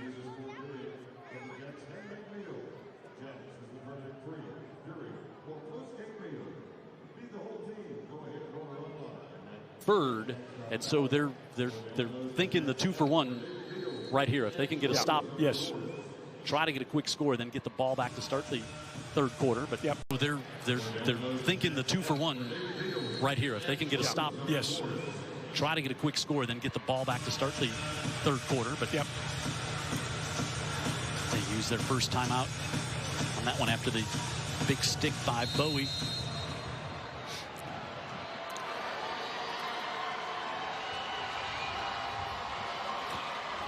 Bachway with time looks, breaks contained to the right side, trying to get to the edge, and he will get there at the sticks. As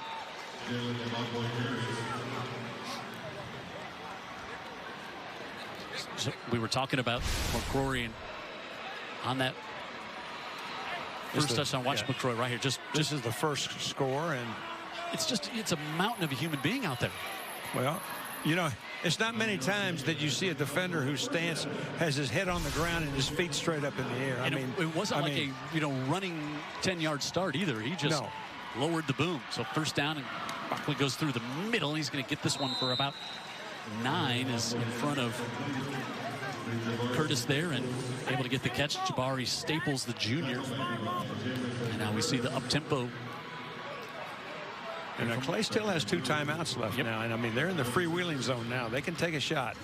Far side, and I think he's going to be a little bit short of a first down. Let's see where they mark it. He got a great spot. Nice. Yeah, I think he's still going to be a little short, but that was okay. No, Bosley with the catch, but it does stop the clock. In third, about a yard here. Bachway gives first down for Clay-Chalkville up to the 40 is a gain of 12 on first down. And now for Saraland, you're not thinking, hey, not 2-for-1. We got to stop them here before the end of the half. No, absolutely. And I'll tell you, Clay they do such a great job of inserting blockers at the point of attack. You know, they give you a bunch of different formations and a bunch of different looks, but on virtually every inside run, there's somebody that's aligned outside that's going to work back into the point of attack and get multiple blockers to lead through, and it's very, very effective. So Clay-Chalkville takes their second timeout here of the first half. That'll give us a chance. What a spectacular. I know you've been here since the game started on Wednesday night with the 7A championship, and we had the flag football 2 state championships here. What a showcase event this has been for the Alabama High School Athletic Association. It's always special. I mean, I personally think it's the best high school championships in the country, and I've seen a lot of them in a lot of places now. I'm not trying to, but I mean, I have, and it's just very, very unique. You know, we go all the way from schools that have under 200 students to the biggest schools that there are, and you get a real flavor for everything that this state is about, and it's really, it's just a great event. Yeah, it's a culmination of a great season, and hospitality here in Tuscaloosa, second to none. Yep. Yeah, we had a private suite when we were getting ready for this. I'm not sure we were supposed to be in there. Looking up top, breaking coverage. This one hangs up, touchdown, Mario Craver. And a big jump play for Clay-Chalkville. I tell you, this has become a post-a-thon. That's another post route. Again, stuck the outside move, ran the post right by the safety. Ball hung up in the air beautifully. And, man, what a football game we've got. 14th touchdown of the year for Craver Womble. We saw him go down with, they were looking at his ankle earlier, kind of got twisted on that one, and all of a sudden Craver had lots of space and Mbakwe just hung it up and let his speedy receiver run underneath it, and he did. And Ellison ties this one. And if you look to the right of your screen, you're going to see the post route straight into the middle of the field. And as you said, he does just what you're supposed to. He hangs it up and lets that receiver run under it. And I mean, that was no contest. I mean, and it's when Craver is matched up back there against the safety. It's no chance. He's so fast. I mean, there's some safeties that could run with him. They play for Los Angeles and San Francisco. He's 4-star. He's got almost 30 offers. I mean, there's been some talking maybe Mississippi State jumping to the forefront lately, but lots of people, you can see why they want him. Well, I'll tell you what, Jim, we got us a football game here. This is something else. This is what you... Now, there's 38 seconds left. I'm sure, we're just, play it cozy, going to half. I don't think so. I mean, we could see 2 more scores here in 38 seconds. I don't think Saraland's going to just take a knee here. I do not think so. Ellison to kick. Sante McWilliams. Ryan Williams back there as well for the Spartans. They just squib this one, try to burn up a little time, and bounces at the 25. And Kingston Bush, the fullback, did what they were hoping, burn a few more seconds off the clock and up to about the 37-yard line. And now Saraland, again, they kept those 2 timeouts, so they've got 2 timeouts if they want to take a shot. Called one after the stop on first down on that last drive, but then the ensuing first down, they said, all right, we're going to keep these in our pocket here. Now, taking a shot could mean a lot of things. You could run under routes to these receivers, and they can pop them for big yardage. It doesn't have to just necessarily be, a deep ball. Lacey looks right. Comes out to get that one complete, stepping out of bounds at about the 47-yard line. Dylan Alford.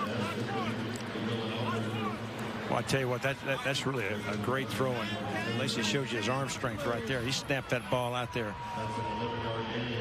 That ball got there in a hurry, and that ball came all the way across from the far hash to the other sideline. That is a long throw. That is a long throw, and it got there in a hurry. 6 seconds, all that took to get him up near midfield, up to the 48. Lacey pressure from the backside now. He'll pull it down, still looking, flips it up, and nearly intercepted, then nearly caught on the tip is DJ Barber. I thought for a minute it was going to be picked and go the other way, and then I thought he was going to get it and he was going to head down that sideline. Again, the patience works here, out of the pocket. And you see the edge rusher right there gets caught inside and then gets pancaked. Boy, that was almost picked and almost caught. Yep. 5th pass breakup on the year for DJ Barber. 2nd and 10. Big Randall Cole in the middle. Lacey floats it out the far side. Just a little in front of Alford. Yeah, didn't really get himself set that time. Had some pressure. Had to try to throw it out as he was backing up. That's pretty tough to do. Pressure coming from the far side again. Aaron Pickett, the senior. You talk about just when the quarterback gets just even a hint of pressure, it changes things so much. No, I tell you, in Clay-Chalkville, I mean, they've been in that backfield a lot here in the first half. I think that's one of the stories of this game. They put some pressure on Lacey. 3rd and 10. Ryan Williams, far side, cuts it up in the middle, and a good open field tackle to the 44. Going to bring up 4th down and 2 with 8 seconds left. Timeout, Saraland. Their second charge, timeout. Ivy did a good job to wrap up and hold on to. I mean, Ryan Williams, one of those guys with our Alabama Natural Gas Association timeout. I mean, every time he catches the ball, he 100% thinks he's going to the house. Oh, absolutely. Well, and there's good reason for that too. I mean, because a lot of that percentage of the time he's going to be right. And now this is a little bit of a precarious deal. You got 8 seconds left. Obviously, you wanted to, you want to defend the field, get back deep, and all that. But if you leave too much, uncovered grass underneath, I mean, you got some guys that can split you and make you miss, and you can get in trouble that way too. So it's at the far hash. So if you try something quick to the sideline just to get the first down, you're only going to pick up a few yards, but again, that would be the last. Yeah, well, what you'd like to do, possibly is get enough to where you legitimately could kick a field goal. And that may be their thinking right here. We'll see. Or you could try another post route. They've worked pretty well for him tonight. Saraland has that one timeout left here, so 4th and 1. I think the 8 seconds is more important than the 4th and 1. And it looks like Clay is going to take a timeout and talk about it. That's a good timeout there. See what they... Yep. Timeout. Clay-Chalkville. Their when third they came and out final timeout of the half. Able to take their timeout to adjust as the cat and mouse game continues. The 6A state championships you look at there, 2014 Clay-Chalkville, and then Spanish Fort, Ramsey, Pinson Valley, Oxford, Pinson Valley, Clay-Chalkville, Saraland, and 2014 Clay-Chalkville. Who did they beat? Saraland. Gee, I wonder who. So except for one year where Oxford, and that was a very good Oxford team. This has been a battle between the Mobile area and the greater Birmingham area. And the battle continues tonight. 6A, just such a competitive classification in the state. You have 7A, which is bigger from enrollment, but not nearly as many schools. Yeah, and that one has kind of gotten pigeonholed a little bit. This one, I mean, as you said, there's a lot of good teams, and these are two of the best in the state for a long time right here. A.J. Lacey after the timeout, 4th and a yard. They keep Williams in the slot to the top of your screen.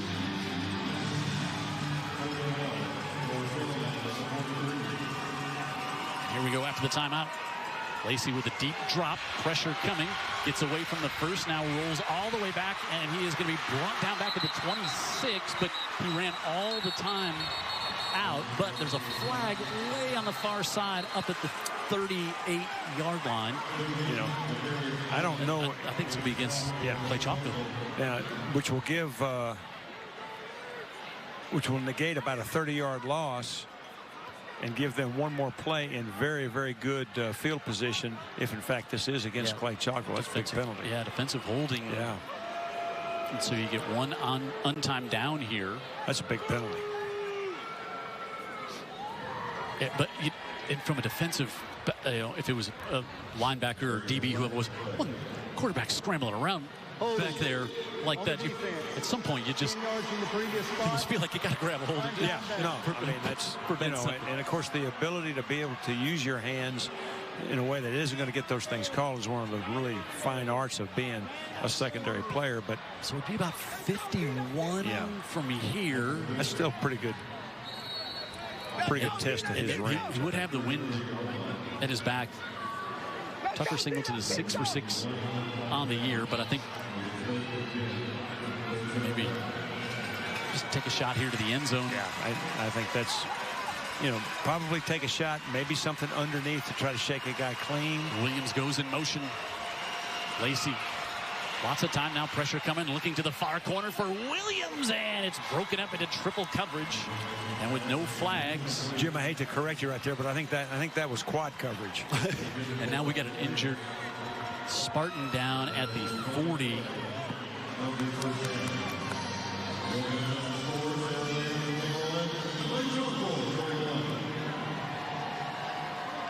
I think that might be Dalen Martin, the right tackle. I'm thinking maybe the number is 57. Maybe 60. I hate to guess. 67 could be Landon Sullivan on the left side. Well, it's quite a half. Dead even. Saraland. And I think heads. And I think that this game is even as a score. Yeah, let's go down to Christina. Christina. Coach, you get the touchdown here to tie it up. What can you say about the way your offense has responded? Yeah, the offense played great. Again, we've been able to run the football. We've set up some big plays for us, and so we got to continue to pound the football, give our defense a break and keep them off the field, and then we got to get a few stops defensively. How do you slow down Ryan Williams? That's a great question. If y'all got any ideas, let me know. All right, Coach, thanks so much. Appreciate you. 3 touchdowns in the opening quarter, 3 in this one. Started Jalen Mbakwe. Ryan Williams took a big lick, but he got his 3rd of the night. Put Saraland up 21-14, but then Mbakwe 40 yards to Mario Craver. And we're even 21 apiece at the half here in the 6A state championship game on Alabama Public Television.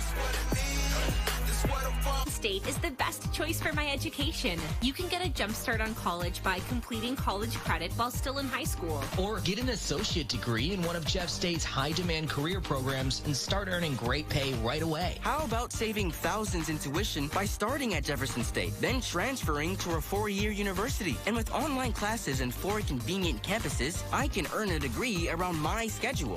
Find your place at Jefferson State. Registration going on now. Matthew. Huh? Oh. I know that a lot of times, Mom, it might not seem like I'm listening to you, but I am. And what you say really does matter to me.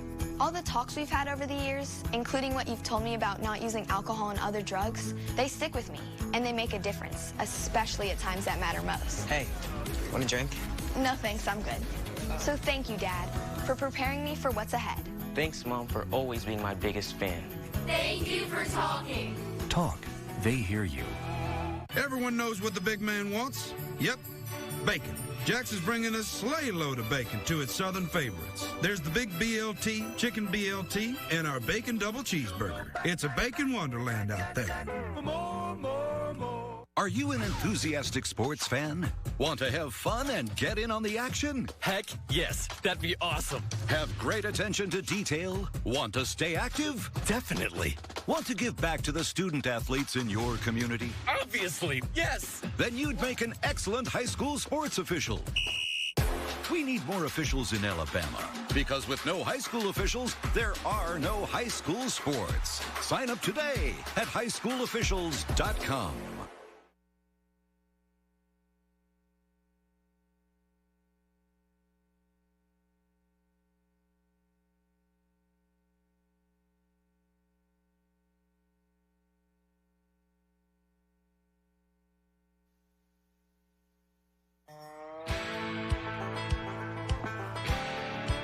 Welcome back to Bryant-Denny Stadium. We are at halftime of the breathless 6A championship game. We are tied 21-21. Number 1 undefeated Saraland. Number 2 undefeated Clay-Chalkville. Has been everything we expected it to be. It feels like we've had a full 60 minutes of great football and maybe more in overtime. But Alvin Briggs, we're only at halftime. Oh, it's awesome. I tell you what, it has been a great week, Kevin, and I appreciate what you have been doing all week. You know, we started off with those 2 flag tournament games and had a great 7A game, and then we've been going forward. And to cap it with this, oh, my.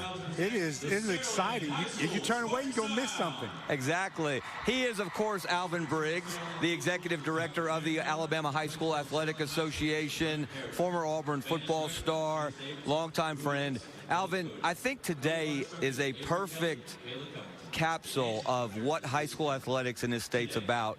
If you look at the last 2 games, the 2A championship game, Fife and Reeltown, the crowds for both teams, the excitement, every play, it was like the old Iron Bowls that you played in Legion Field, where every play, one side of the stadium or the other, was cheering.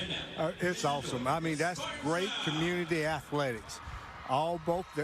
Basically the whole county for both of those schools showed up, and they showed out, and it was exciting. It was a great game. We've had great games, and it's been awesome.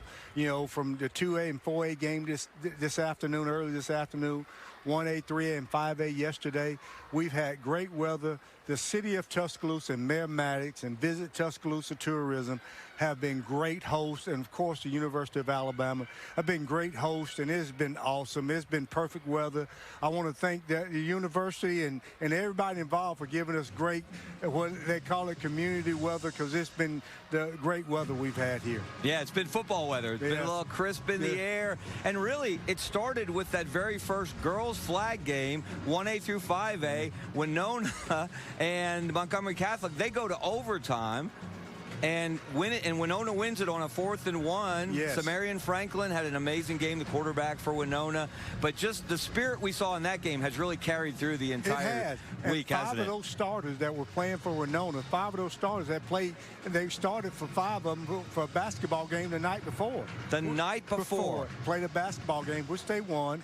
And then to cap that off, when the Vestavia got here, they started cheering for Winona because their band was late. And then when Vestavia started playing Central, Winona's band stayed and played for Vestavia the entire game. What support? I mean, that's what we're all about. So it's been a great atmosphere the whole time. Yeah, that's what high school athletics is all about. It's about community. Yes. And we have seen, again, communities from all over the state come here, enjoy this atmosphere, really create this atmosphere. Yes, yes. Because it doesn't happen without the moms and the dads and the aunts and the uncles, the brothers and sisters in the stand, the little ones running around, playing football themselves. Before the game. And sometimes during the game, they're on the sideline, they're having fun. You can't, does it get any better than this, really? It doesn't. You know, I'll be remiss if I don't mention 3 other gentlemen. You know, I want to start with Bubba Scott because it was his vision that started the football championships in the early 60s. You know, and we've done that, and, you know, with Bubba and what he's done for the association. And then when Mr. Washman got in 96, started the Super 6 up in Birmingham, and what it did for high school athletics with bringing all that, which soon would follow by the state championship in basketball all in one place. And then I want to thank Coach Savarese, who had the vision to bring it to the 2 universities, which now is modeled all across the country. We've had the past 2 years, we've had the New Jersey Athletic Association here visiting, because last year was the first year that they had state championship football ever.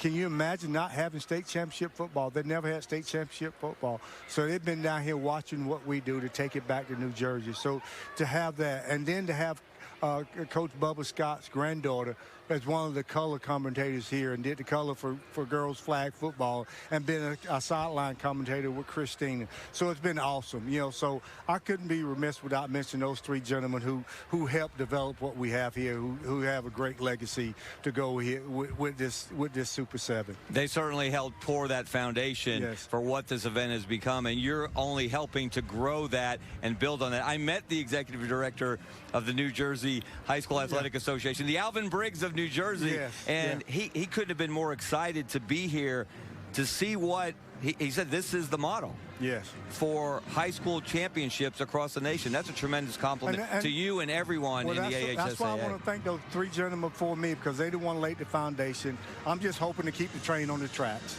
because they did an outstanding job in where we are and lifted up what we do.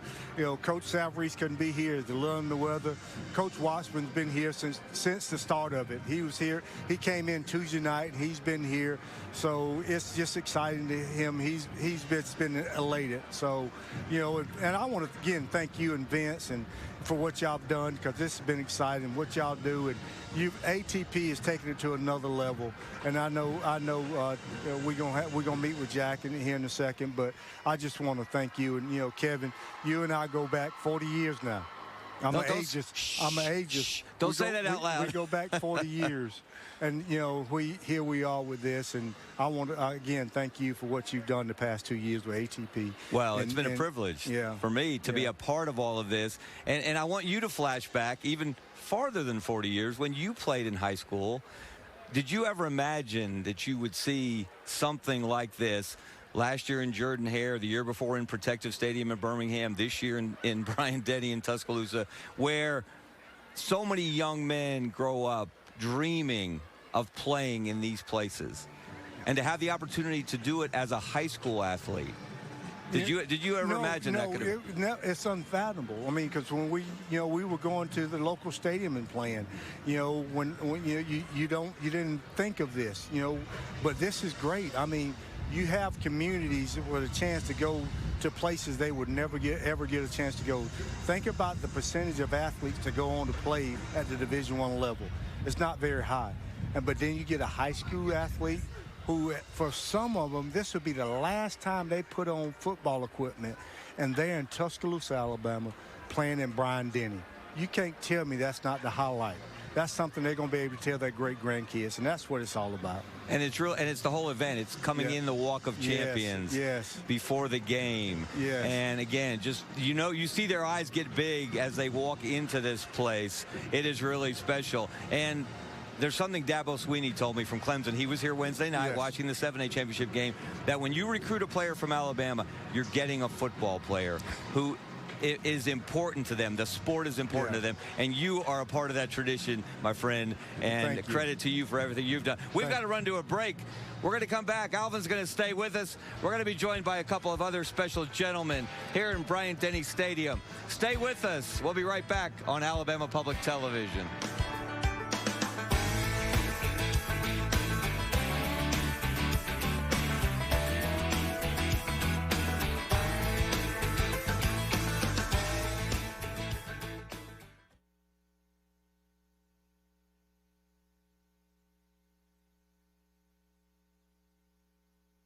Without a crowd is just a scrimmage.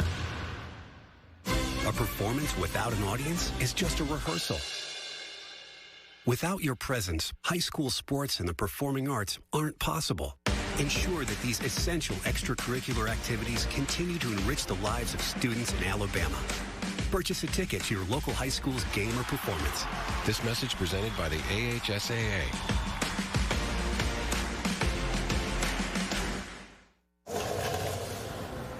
What you doing? Hey, just finishing this claim to get Dave back on the road. Nice. I wonder what Dave's doing.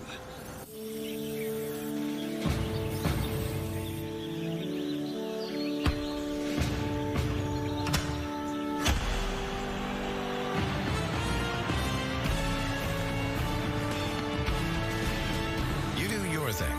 We've got you covered. Be a great coach. We need you. Our kids need you. Motivate them. Challenge them. Inspire them. Pay attention and know the facts. Every injured youth is a loss. So let this be our goal. Our collaborative goal. Our unified goal. Our name is our mission. Coach safely. It's the mission. It's the purpose. It's the law. Coach safely. Win without losses. Asking tough questions to those in power. Should Democrats supply their votes if it means avoiding a government shutdown? Do you see more of a benefit to your nation's relationship with Russia or with the U.S.? All the homes are gone, all the buildings are gutted. And covering events as they unfold. What goes through your mind when you see fire that close to your home? Oh my God, am I gonna die?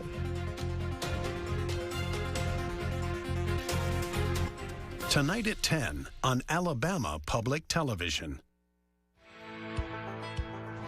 We're back here at halftime of the 6A state championship game. I think a battle of the bands has broken out behind me. The Clay-Chalkville band putting on a show, and the teams from Saraland and Clay-Chalkville put on a show in the first half. It is 21-21. The Stars have come out. Ryan Williams, Jalen Mbakwe, big play after big play, and we're only halfway through. All right, now we're pleased to be joined by, we still have Alvin Briggs, Executive Director of the Alabama High School Athletic Association with us, joined by Wayne Reed, the Executive Director of Alabama Public Television, and Jack Williams, the Government Affairs Director for Alabama Public Television. It's just a party in here. Yeah, absolutely. Wayne, let's address, first of all, what happened for our fans, especially in the Birmingham area, in the first half. Yeah, the fans in Birmingham were sorry, and if you were getting a YouTube TV feed, we had a brownout come through and knocked our transmitter on Red Mountain down for a while. Thank God our technicians got up to the mountain, got the transmitter fired back up in a relatively short time, considering it was pretty hard to figure out what was going on. But they got it back, and the good news is you're tuning back in, and It's 21-21. It's going to be a heck of a second half coming up here. And we're going to rebroadcast the game. I'm just not sure when yet. So follow APT on social media or go to our website, and we'll have more information as soon as we get it scheduled, and we'll broadcast it in its entirety, as well as the games, all the games for the championships, girls and boys, will be on the APT website. In about 2 or 3 days, we'll have all those posted, and you can go in and watch any of the games. And for all of my friends on Twitter who reached out to me to let me know what was happening, I'll make sure I share that information as well. At Kevin Skarbinski, if you're interested. Jack, this week, what has this week been like for you? Again, the partnership between APT and the Alabama High School Athletic Association. It's been a pretty good, a lot of teamwork going on. I think it's just grown deeper and stronger. Working with Alvin and his team, they've done an outstanding job getting everything together, everything that you see inside here, and giving us a product that we can put out and share with the entire state. We've been thrilled with this. We're looking forward to what lies ahead in this partnership. And of course, we'll be doing this again in just a few weeks at the end of basketball season at Legacy Arena. We'll have the championship games there. So, Alvin, from the AHSAA's perspective, again, in terms of growing this and building this, talk about the partnership with Alabama Public Television. It's been great. When Jack came to our office and sat down with me and we was talking about it, for me it was awesome because we were just regional with our championship. With ATP, with public television, we have a chance to reach every county in the state, and that's what we want. It wasn't about anything else but being able to let everybody see all our championships. And Jack kept telling me we can do this. All you have to give us a chance. For lack of a better word, we kind of piloted it last year, and it was awesome. And we came back to the table. Wayne came on in, and we came back to the table, and we just extended the contract because it's easy for us. Yeah. All we got to do is let you guys do everything, and y'all do all the heavy lifting. So I want to thank Wayne and Jack for entrusting for the product that we have and doing this. It's a great partnership, as he said, and it's only going to get better from here.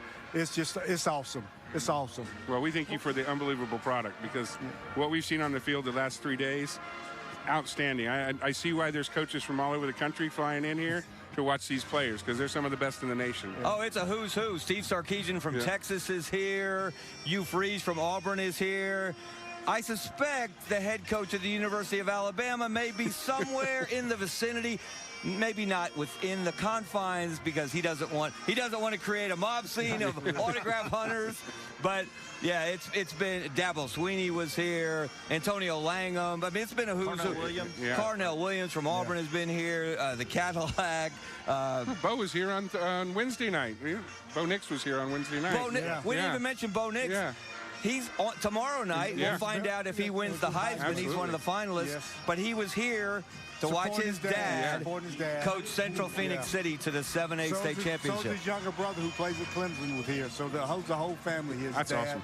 So, yeah. I was standing in the end zone and saw Dabo and Peter Woods, who played at Thompson, played in this game last year. And Peter Woods FaceTimed Dabo, and Dabo told him, hey, your boys are struggling here. Yeah, so, exactly. But listen, I want to thank Alvin, and Wayne came in from the commercial side, and he had some experience in sports. And after Alvin got here, or after Wayne got here, we wondered, oh my gosh, how did we even pull this off last year? But it's been a great. We've grown so much, and I think this is going to be better and better and better as we move forward. And talk about Wayne this year again, the expanding the coverage, because last year it was just the over-the-air rights. Right. Now it's streaming. So we had all this. We got the streaming rights this year. That was a lot of hard work that Alvin helped with us. So the people that are on YouTube TV, the people that are on Hulu, DirecTV, all those streaming things that, you know, a lot of people, it's almost 45% of the state now are getting their services that way. And I told Jack tonight, with the issue we have, I think it may be more than that now, but that opened up a whole new world to being able to get it to the entire state, which is Alvin's goal, you know, to begin with. And our goal is to serve everybody in the state, give them the opportunity to watch this over the air for free. So as we kind of wrap up the halftime show here, any favorite memories from this week? I know there have been so many great plays on the field, so many dignitaries here. Alvin, what about for you? For me, it was the girls' flag football. I mean, to see those young ladies out there participating in those two games, is so uplifting, and what people missed if they didn't see it was a treat of athletes out there playing football, because it was awesome. You had Central Phoenix City running RPOs.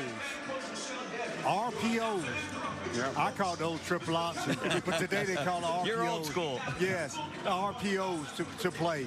You saw athletes that played a basketball game the night before to come to play for Winona. Just exciting. To me, that's the most exciting. And as we continue, this is going to be exciting. This is going to be an exciting finish, so you better get your popcorn. In Lane Kiffin words, get your popcorn and be ready. That's right. Wayne, quickly.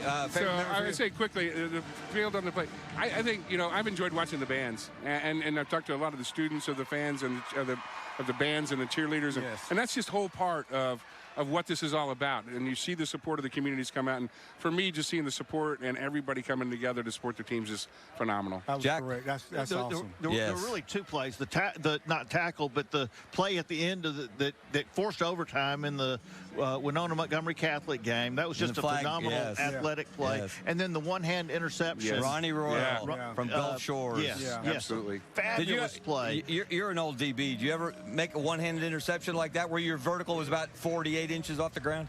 No, we didn't have those tight gloves when I was playing. The old Newman gloves didn't have the sticky on them like that. That's right.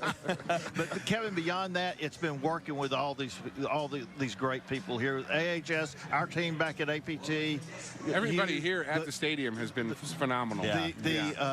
Our analysts, our play-by-play guys, the diligence and the work they put into this is just amazing. It's been a great week. Yeah. Alvin Briggs, Wayne Reed, Jack Williams, thank you guys so much. We're not done. We've got another half of football. Clay-Chalkville, Saraland. Who's going to take home the blue map? Don't miss a second. Come back here on Alabama Public Television. State Community College is a great place to start. Our career tech programs are taught by certified instructors who provide hands-on training. If you're interested in helping, caring for, and serving others, you can study one of our health-related programs. Or you can take your general education courses with us. Then transfer your credits to the four-year university of your choice. No matter your destination, start your journey at Bishop State, because it is a great place to start. Hey, I'm Mark Saliba, and I'm the president and CEO of Alfred Saliba Corporation. As a part of the Home Builders Association of Alabama, I guess one of the best things that it's helped me with is personal development. It's helped me to learn how to be a better builder and a better business person. But it's helped me in so many other ways in all the other roles that I have. How can you afford not to be a member of the Home Builders Association in your local area? When driving, click the seatbelt, not the like button. Mom is right. Alabama has a code of the road, and knowing it helps you follow it. This is a message from your Alabama Department of Transportation. When driving, tap the brakes, not the like button. No. Alabama has a code of the road, and knowing it helps you follow it. This is a message from your Alabama Department of Transportation.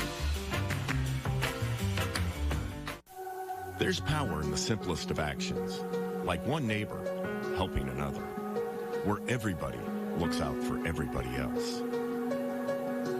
Community is everything to the electric cooperatives of Alabama, and we're grateful for your trust to provide the energy you need, giving you the power to power on. Your Alabama Electric Cooperatives, empowering lives, empowering communities. This one is lived up to the billing, all even 21-21 at the half. Susan Carruthers down on the sideline. Susan. Hey, Coach, you said before the game that you wanted your team to just be able to let loose and play football. Do you think you were able to do that in the first half? There were some glimpses where we were really good. We've had some explosive plays offensively. Our guys have made some really, outstanding things. We got to establish some more things offensively, more balance. We didn't run it at times like we need to, and that's not all our fault. We just got away from it a little bit. But, they've leaned on us a little bit, with their offense. Their run game, their OL's done a good job right there. You give them credit. We gotta get some stops. We've had some 3rd and 4s, 3rd and 3s that they converted in there. We got to get some stops. And, you know, you got 24 minutes to play. 0-0 ball game. You got to go make a play. Somebody's got to do something special. Block punt, pick 6, all right, break a tackle, make a play, whatever it is. But this is the way you play. This is the way you do it. So we just got to cut it loose and play and, you know, see how this next 24 minutes goes. All right, good luck, Coach. Thank you. These teams, both of them, have been in a lot of big games. And I think if you tell Coach Kelly before the game, hey, KJ's going to throw for, almost 250 in the first half, couple of scores, he'd have to be feeling great. And I think if you're Coach Gilmer, if you told him that before, that's what we're going to give up, I think they both might be surprised it's 21-21 at the half. Yeah, no, absolutely. I think he did hit on a couple of important points there. He talked about that offensive balance, and you can see some balance right here in throwing the ball deep. Yeah, that was just 9 seconds on the opening drive after a defensive stop for Saraland, and then Mbakwe, who's got 2 touchdowns and 52 yards on the ground. As a heck of a throw by Lacey right there. And like you said, Williams, coming from the far numbers to the near, and Mbakwe powers that drive. That was a 15-play drive capped off, and Saraland does the same thing. Big hit right there. But Williams has 3 touchdowns in the first half. And I thought one of the keys of the game, this drive at the end of the first half for Clay-Chalkville, got the big touchdown pass to tie it up. Because Saraland was thinking, hey, we're going to get a stop, get the ball back, score, start the third quarter. Not so fast, as someone likes to say. Absolutely. Very even statistically, but you can see a lot more balance on the Clay-Chalkville side of the ledger. Almost dead 50-50 run and pass. Very heavily weighted to the passing game on the Saraland side. I'm sure they'll try to balance that out a little bit in the second half. And I think he said something, Coach Kelly, that that they've leaned on him a little bit. Clay-Chalkville has been able to run the ball right at this Saraland defense a little bit. And in championship play, at some point sooner or later, that rears its ugly head. So we'll see, how big a factor that's going to be. These 2 quarterbacks that we talk so much about here, KJ Lacey, 12 and 19, 245, and a couple of scores, and that doesn't tell the whole story for Jalen Mbakwe. He's 8 of 15. He's got the touchdown pass, but he's got 2 rushing, 52 yards on the ground, and he hasn't broken a huge long run, but he's been able to keep moving the sticks, and he's kept his counterpart. He's kept drives moving, and in their way, both these guys have done what they were supposed to do within the framework of the offense that each of them has. Last 2 years, these coaches have won this game. Jeff Kelly last year on the left, Drew Gilmer 2 years ago on the right. And we are 24 minutes away from seeing which of those 2 coaches and schools are going to add another championship. Both of them pretty cool customers in their interviews right here. They kind of laid it out exactly what needed to happen. Coach Gilmer open to viewer suggestions how to stop Ryan Williams. Asking for anyone there. I don't think he'll get many. Well, he's going to get another chance here as he takes this one around the 15, and Williams looking to get to the edge. Watch out, Ryan Williams already with 3 tonight. No flags, number 4 for Mr. Football. It is so easy, especially, in kick coverage. Alabama Department of Human Resources. Touchdown. Jeff Kelly said we need a block punt. We need a pick 6. How about a touchdown return from one of the greatest players in the state? Absolutely. And just to finish my thought, it is so easy in kickoff coverage to misread, the speed and to get outflanked, and that's exactly what happened, because they had a couple of guys in lanes in position, and Williams just kind of juked him to the middle a little bit, and then just outran him down the sideline. Wow! And you said once he turned the corner, as Singleton bangs it through, he's 4 for 4. Once he turned the corner, you said he's gone. So let's watch where he. Well, watch him. He's going to work to the middle just a little bit, and then right there he's going to turn outside. You can see there's a couple guys that got some leverage, but they misjudged the speed, and he just outruns this coverage unit into the end zone. And man, what a way to start the half. I think it was 85 yards officially, and look at Ryan Williams. Boy, and there's a whole bunch of Alabama fans that are like, oh, we want to see this young man do this on Saturdays. You think? In the future. What a start. And Ryan Williams with 4 touchdowns now, here tonight. I mean, if you're on the other side of the field, this could be a stunner right here now. I mean, you know, you have to turn the page. You know, we said at the top of this broadcast, a game like this, you got to have short memories. And that's exactly what Clay-Chalkville has to do right now. Well, Saraland does too. You know, they got to go on to the next play. This game's a long, long way from being over. You know, and Clay-Chalkville, you know, they were thinking, boy, if we can get a stop and we could just get a chance to get the lead, because they've been down a touchdown all night, down a touchdown, down a touchdown. Yeah, and now you're down 7 again. And Coach Gilmer looks on, and a bouncing kick goes out of bounds, so that'll be good field position for Clay-Chalkville. You know, there's been no one who has oversold Ryan Williams on how great he is. It would be pretty hard to oversell him. He is just ball will be placed at the 35-yard line. He hasn't leaped over any tall buildings tonight. I'll say that. And you know, looking at that touchdown too, he so sets up his blocks. He just didn't go from 0 to top end speed immediately. Gave a chance. I mean, even as a sophomore last year, I noticed he really understands the game of football really, really well. Here's another speedster, and Craver, who's got a touchdown tonight, he gets stopped as he tried to cut it back to the inside. Isaiah Bowie, the junior linebacker, we've called his name a bunch tonight. Well, and that's exactly what you've got to do against that play. First of all, that edge defender has got to turn that thing in a hurry, and then that scraping linebacker and the safety have got to come down and play that thing inside out. That time it was done perfectly.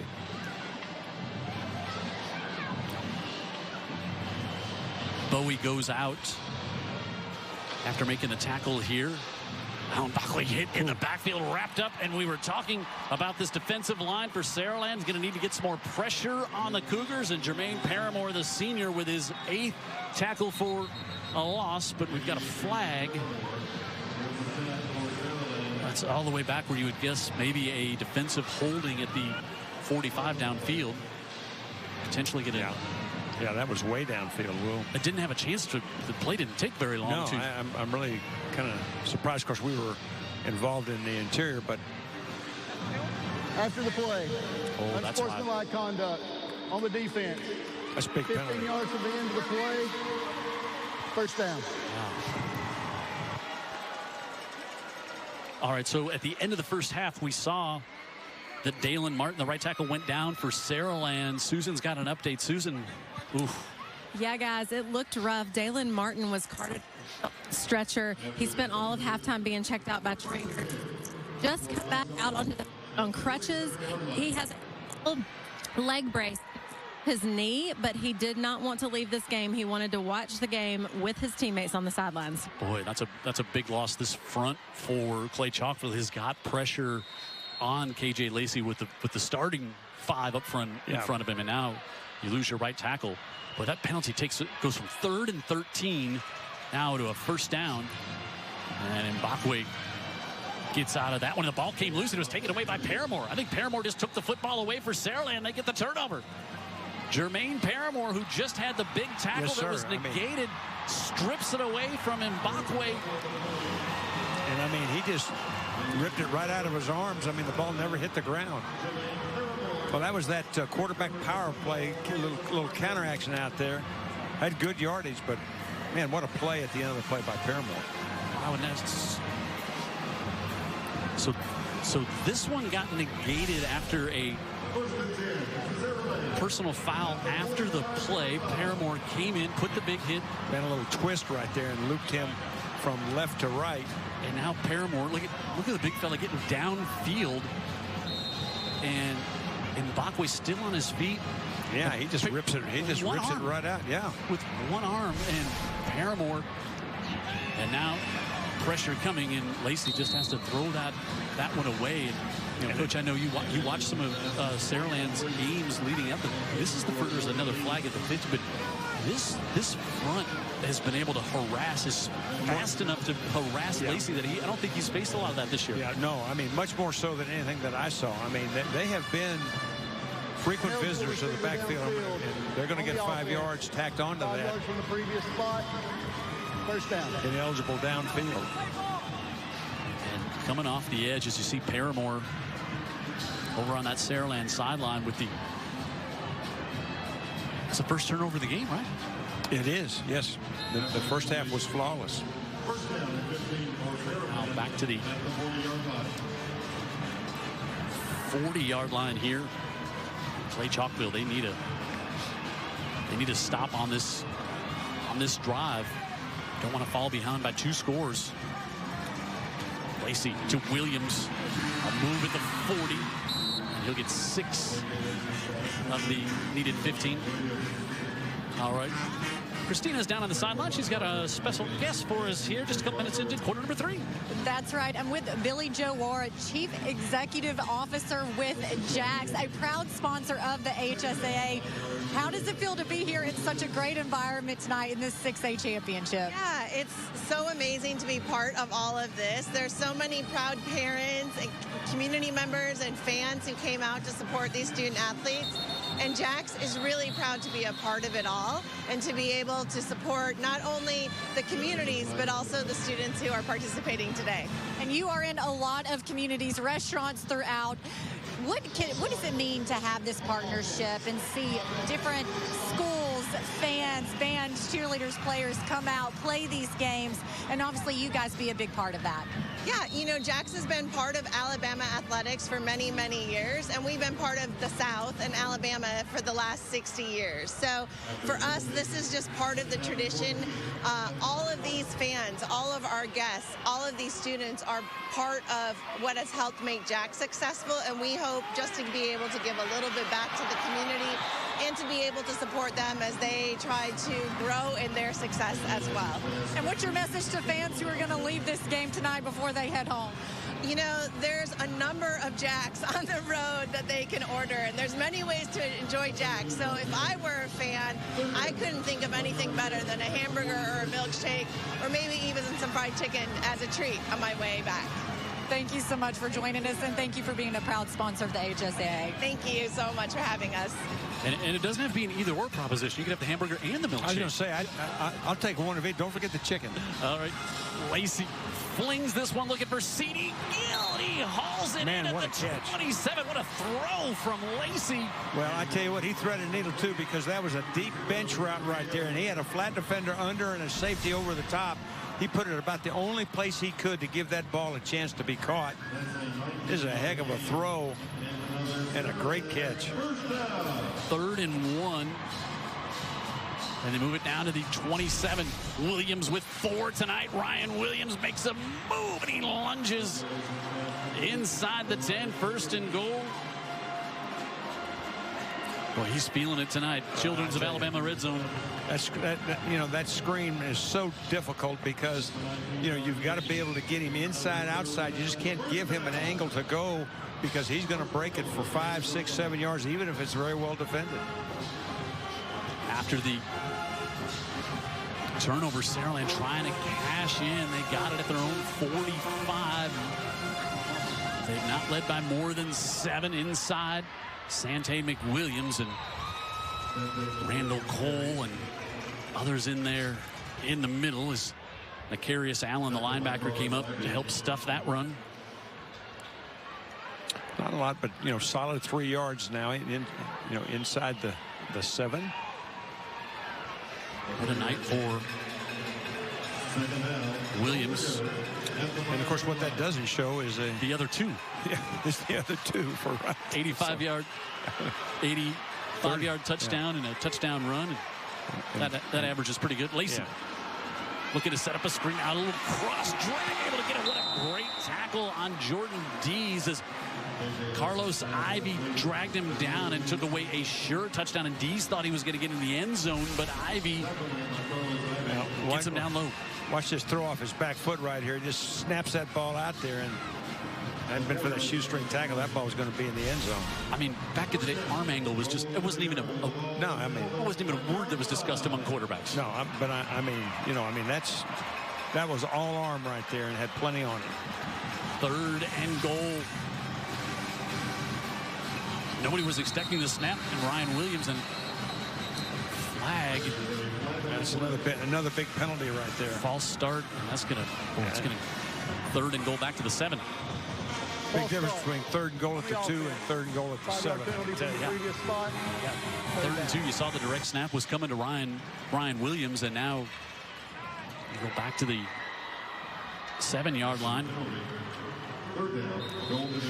Let's see, that is Landon Harris, a senior who was moved in to replace Dalen Martin on the right side. Martin injured at the very last play of the first half. 3rd and goal from the 7.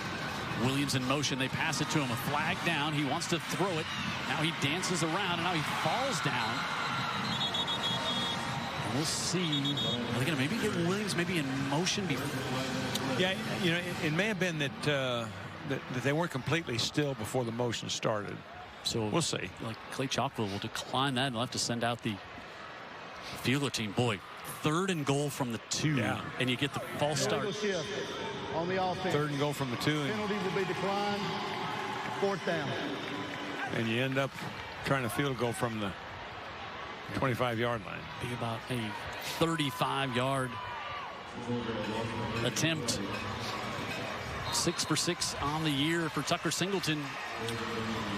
And directly in front of the uprights. Singleton missed it. What a stop by Clay-Chalkville. That could be huge. So Saraland gets the turnover, but they can't convert. A stop by Clay-Chalkville. Battle here in 6A. It's how we learn, experience, and connect to the world. But all of that powerful information needs a really powerful home. A data center. Like this world-class facility we invested $600 million to build, right here in Alabama. But keeping the world's information at your fingertips isn't all we do. Our data center supports thousands of jobs. We provide resources to our community and generate more than $1 billion for the state economy. We're doing our part for a better Alabama because Alabama is our home too. Everyone knows what the big man wants. Yep, bacon. Jax is bringing a sleigh load of bacon to its southern favorites. There's the big BLT, chicken BLT, and our bacon double cheeseburger. It's a bacon wonderland out there. More, more, more.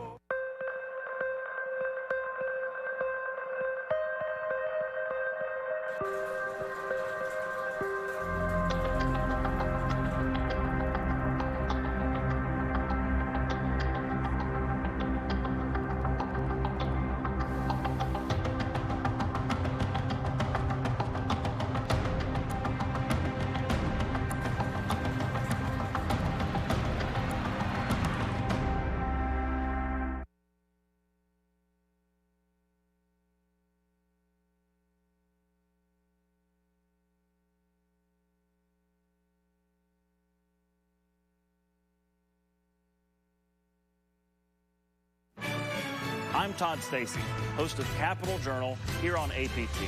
Each week, we cover the stories that matter from your government, whether it's what's happening in the Alabama legislature or the latest from our congressional delegation in Washington, D.C. We bring Alabama's top leaders to you. Be sure to watch Capital Journal Friday nights at 7:30 and Sundays at noon here on Alabama Public Television.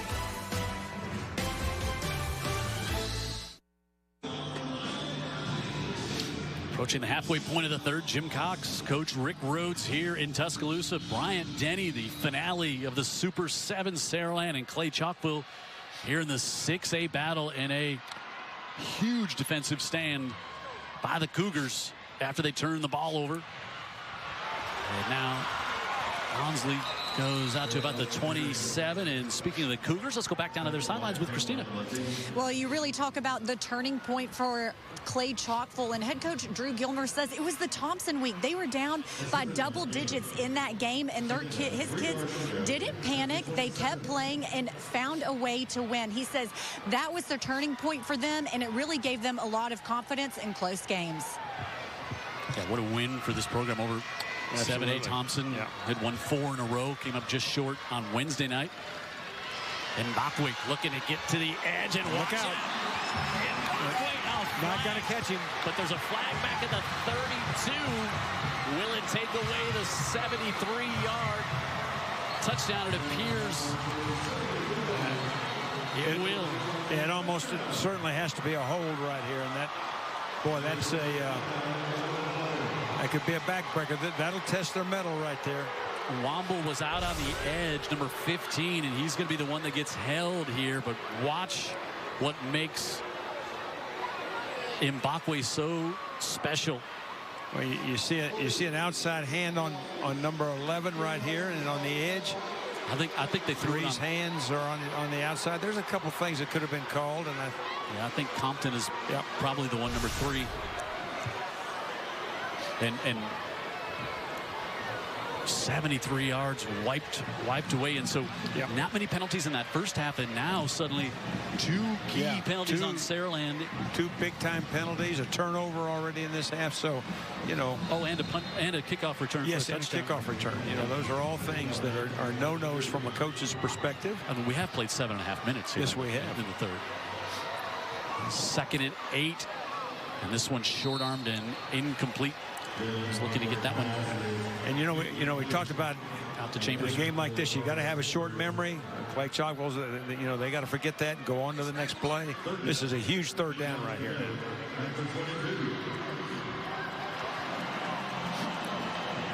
Craver lined up to the bottom of the screen. Brooks Womble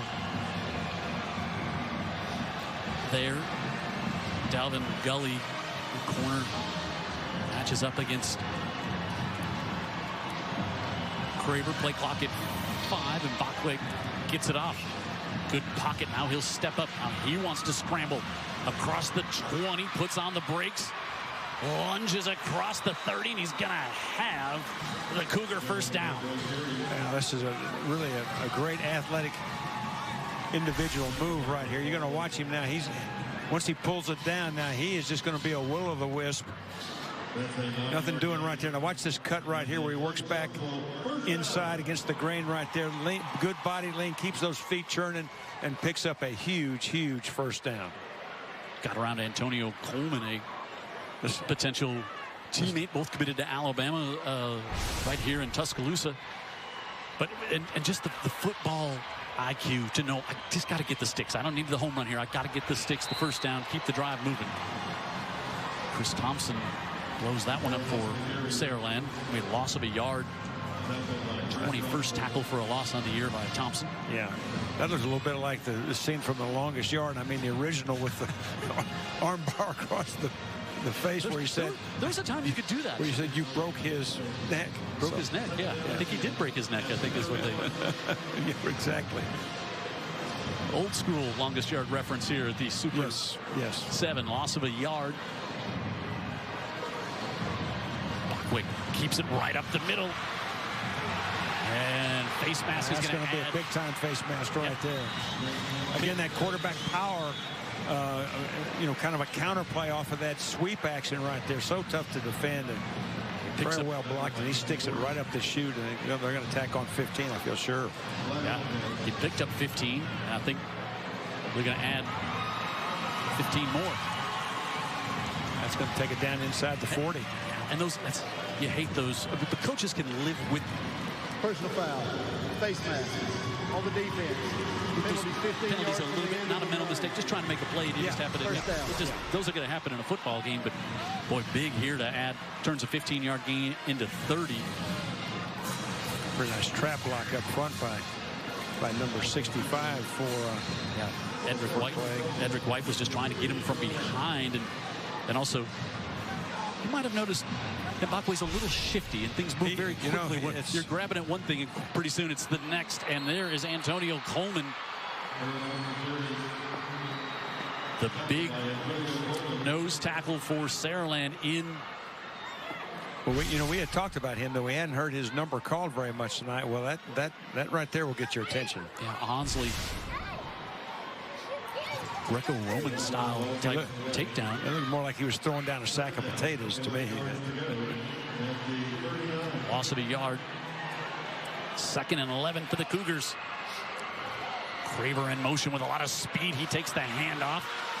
And he's down to about the 31. Gets 8 and will bring up 3rd and a couple. Boy, it doesn't take him long to hit top end speed. It really doesn't. And Saraland is going to commit their inside linebacker to that side. Pretty well blocked, and he outruns number 24 for Saraland. Shows that good speed and picks up a nice game. The speedy senior's got a touchdown here tonight. And 3rd and 3. here for the Cougars. Clay on the keep. He's going to push forward. He's going to have another Clay-Chalkville first down. Again, that quarterback ISO this time off of the speed sweep action. Good blocking up front. Picks up that big first down. See some hands on some hips now on that defensive front for Saraland. Approach 3 minutes to go here in the third. Pitch this time, and Chambers on to 22. As we said in the first half, Clay-Chalkville very happy with methodical. Very happy.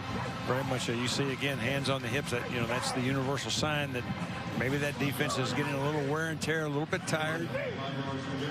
I mean, that big offensive line leaning on you. You betcha. For 3 quarters that Clay-Chalkville has, that'll do it to any team. Bachway breaks another tackle, and he's going to real close. Boy, tough, hard physical football right there. Ran the off tackle counter right there, kicked out, on the end man, poured blockers through on the inside, lots of bodies on bodies, and brings up this 3rd and 1. Cam York limping a bit there is Cougars in the Children's of Alabama red zone here, on 3rd and less than a yard. Fravor to the bottom of the screen. Bachway keeps on the left side. He's got the first down, and Moore slips a tackle at the 12. Touchdown, Cougars. I tell you, Saraland loaded the box. They had 9 guys within 2 yards of the line of scrimmage in this short yardage play. But, when you break that initial line of scrimmage, there's nobody left. Man, what a drive. 3rd rushing touchdown of the night for Mbakwe on an Alabama Department of Human Resources touchdown, and Mbakwe. And that was, we're coming right at you football. And, sometimes it's also when you score, right, Coach? They get the huge stop down there, take it 80 yards after the missed field goal. And Ellison ties this one.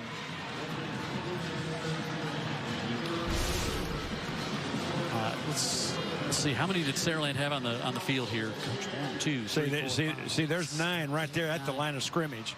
10. And you can see they do a good job of sealing it down and pour those blockers through, and then just great running. He will not be denied.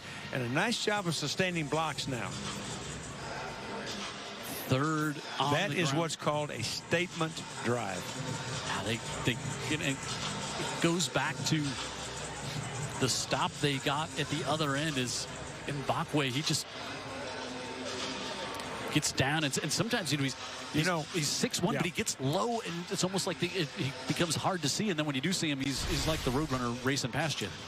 Did you see 64 peel back and try to get a body on a body again? Yeah.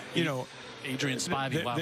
There's a theory in running the football that if you can maintain a body on a body, it is almost impossible for a defender, to fight that off and tackle with the other arm right there. And I mean, that is classic inside running football right there. 12 plays. So they've got a 12-play and a 15-play touchdown drive to the Cougars tonight. Boy, did this game turn around in a hurry. You saw the big return for the touchdown. Boy, it seemed like the Saraland was on their way, and down here again had a chance to get a two-score lead, and now here we are. Yeah, next drive all even again. They force the first turnover, take the ball away. Saraland gets it to 45. They got 3rd and goal from the 2. Back-to-back pre-snap penalties drives them out of touchdown range. They have to try a field goal, and they don't get it, and then Mbakwe and crew answers back. Well, that's just, again, a great job of sustaining blocks by that interior for the Cougars, and, of course, that young man right there, great run on his part as well. He's up to 119 rushing, 5.7 yards a carry. Ryan Williams up to the 27 on that one as we approach a minute and a half to go here in the third. It's never been more than a 7-point game. Clay-Chalkville has not led. They fell behind. They got the ball first, punted. Saraland scored on a one-play drive. And then it's been back and forth all night. You know, it's a very interesting statistic here, rushing yardage, which usually is the telltale sign in a championship football game. 207 yards rushing for Clay-Chalkville, 7 for Saraland. And that's what Clay-Chalkville does. Now we have a new passing record in the Super 7. Oh, so he's closing in now. And that might offset that rushing yardage a little bit. And they'll go with the ball ended up coming back to Sante McWilliams. Strange play. Yeah, good for the first down. As you look at KJ Heads up Lacey. play on his part. Yeah, the Texas commit. The ball comes loose here. Yeah. Oh, that was from the snap, but yeah, it comes out. Yeah, that's right out of the rugby playbook right there. But how about the awareness by Sante McWilliams to pick it up? Great job on his part. You don't. So that one doesn't show up in the stats, but no, that's one of those potential game-changing plays. You betcha. Lacey sidearms this one up to the 45 and up to the 48, a gain of 13. I think we might have another face mask. Yeah, right at the end of that play. Gill with another reception. Gill, one of those speedsters for the Saraland team. You were talking about the rushing yards. Is face mask on the defense. Penalty will force 5 yards at the end of the run. First down. Just the 5-yard variety there from Eric Scott. You were talking about 216 yards rushing from Clay-Chalkville. And it's what they do as we look here. Yeah, just I don't even. Yeah, I'm not sure even. If he did, it was I'm like not sure that was masked. A finger on the way to the jersey there. But it's 5 yards, and this will probably be our last play of the third quarter. And Ryan Williams up to the 35, and that will be another first down, and we'll bring the third quarter to a close. So this is what we could have hoped for. Number 1 versus number 2 in 6A. They've been in those spots all year, both undefeated. A 20-game win streak for Saraland, 13 for Clay-Chalkville. We'll decide it in the fourth. Media after timeout. this.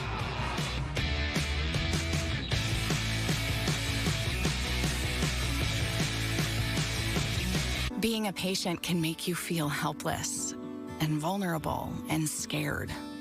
You're dependent on others to get well. Your care is in someone else's hands. Someone who, up until today, might have been a stranger, but somehow they know how you're feeling. Somebody who sees you as more than just a patient. Be somebody. Enroll in the nursing program at Coastal Alabama Community College. As a kitty with refined taste, I know exactly what to look for when I'm out for a stroll. A house with natural gas. They're not hard to spot. Just look for the unmistakable charm of a natural gas lantern and the meal tickets enjoying themselves in the backyard, cooking up perfectly grilled treats on their natural gas grills. Too easy. And providing toasty spots for a cat nap. Now this is the good life. Visit my website and learn why natural gas is a home's best friend. Making memories is always a bit sweeter, knowing the water and fish are safe for fishing the day away in beautiful Alabama. For the latest water and fish consumption advisories, visit adem.alabama.gov/waterinfo. Alabama Public Television is your place for free professional development, curriculum-aligned videos, lesson plans, and more. Explore resources at aptv.org/education. Hi, I'm Wayne Reed, Executive Director of Alabama Public Television. We're excited to carry live coverage of the Super 7 High School Football Championships for a second year, allowing everyone in Alabama to see these games. This broadcast is made possible by several generous sponsors, but now I'd like to ask for your support as well. Your gift can help APT tell more great Alabama stories and create new educational opportunities. Call 1-800-239-4000 or give online at aptv.org. What a treat we have had here tonight through three quarters. Jim Cox, Coach Rick Rhodes, Bryant-Denny Stadium, 6A state championship game, final game of the Super 7. And we're knotted at 28 going into the 4th. Sante McWilliams with a big lick on 2nd and 11. Yeah, good tough inside run in there. I'm sorry, 2nd and 1, first down there for the. And I should mention, you know, I talked about the rushing yardage. You know, it should be skewed, skewed a little bit. You know, those quick screens now in modern offense, those are runs. So you got to give them a little running yardage there. A little up tempo here for Saraland, and Lacey scrambles around, now reverses the course all the way back to the 45, and it's going to be a big loss of 10. Coverage downfield. You see 2 white jerseys downfield and 4 blue ones back there. They try to run a screen and go. You know, they'll pump the screen and slip the blocker down deep. But Clay-Chalkville, very disciplined. Safety stayed back. He played the fooler, which is what he's supposed to do. So takes it away. Pick it with the initial pressure. And now watch. Here's 49. Now watch. Who's going to come up? Who's going to come up and make the tackle? Who makes the play? 49. Yep. Aaron Excellent Pickett, point. Excellent point. Such speed. And 2nd and 20. Fake to McWilliams.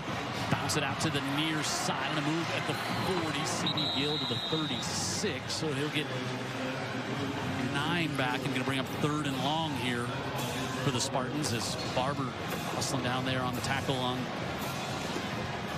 C.D. Gill, the junior for Saraland. That was a pretty nice job by Jamarcus Jones of fighting off that block out there and forced that thing to bounce a little bit deeper and lets him help get out there to help bring the ball carrier down. Ryan Williams up to the top of the screen here on 3rd and 11 for the Spartans. Lacey, more pressure. Gets away from the first, but not the second, as Patrick Smith pulls him down for Clay-Chalkville at the 39. You know, again, that's that second effort and relentless pressure. You can see he's going to drag him down with one arm. And we've got another injured Spartan down. And Patrick Smith. Yeah, KJ Lacey going to vote to bring back the tearaway jerseys. I think so. After that one-handed pull down by Patrick Smith. I love tearaway jerseys. I thought they were great. Smith, a junior. I think that what happens here is I think it was number 52. I'm not sure, but I think he got hit in the lower abdomen. So if it is, and I do mean the lower abdomen, it is the center, 3-year starter, Bryson Chestang. He's going to have to come out for at least a play. Well, you're down your right tackle. Yeah, you're down 2 starters now. Yeah, and your backup center probably doesn't get a lot of reps during the week. Well, you know, I mean, it's the rhythm of the snap is different. I mean, it's just. Coach watches KJ Lacey gets pulled down. What happens? Oh yeah, that's moves around in there, and as I said, never heard it described as that. That's a shot to the lower abdomen. That's a new term from anatomy class that I was absent. Well, how would you describe that? I couldn't have come up with better than lower abdomen. I can promise you that. All right, so 4th and 14. Big play right here. Big play. And now it's going to be 4th and 19, and I think that is a direct result False start. of having to put in a backup center. I tell you, pretty smart move on Clay-Chalkville's part. They knew a fresh center was in the game. You know, somebody that hadn't played much. They shifted that front right there, and the Saraland offensive line is going to move for the snap. See, there's the shift, and there's the movement. Yeah, they moved Sullivan over to center because Martin's already out on the right side, and so now Dunklin to punt for the 2nd time tonight, and a high snap. Dunklin able to get it.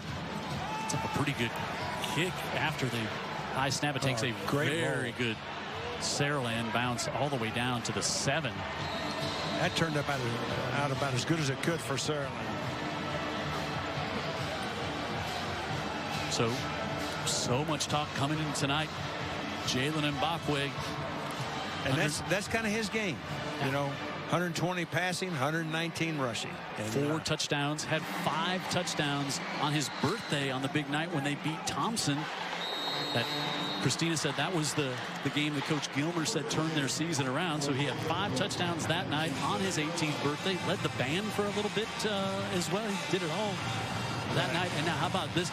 Clay-Chalkville with a chance to take their first lead of the night, 3 minutes into quarter number 4. Well, great players play great in big games, and we've seen a lot of that tonight. Bachway inside. Give gets a couple there on first down. So at the beginning of the game, Coach, you said Saraland, they got to get chunk plays. They've done that. They have. Okay, they number 2, they hadn't really done that. They hadn't really contained Mbakwe and put him in passing situations.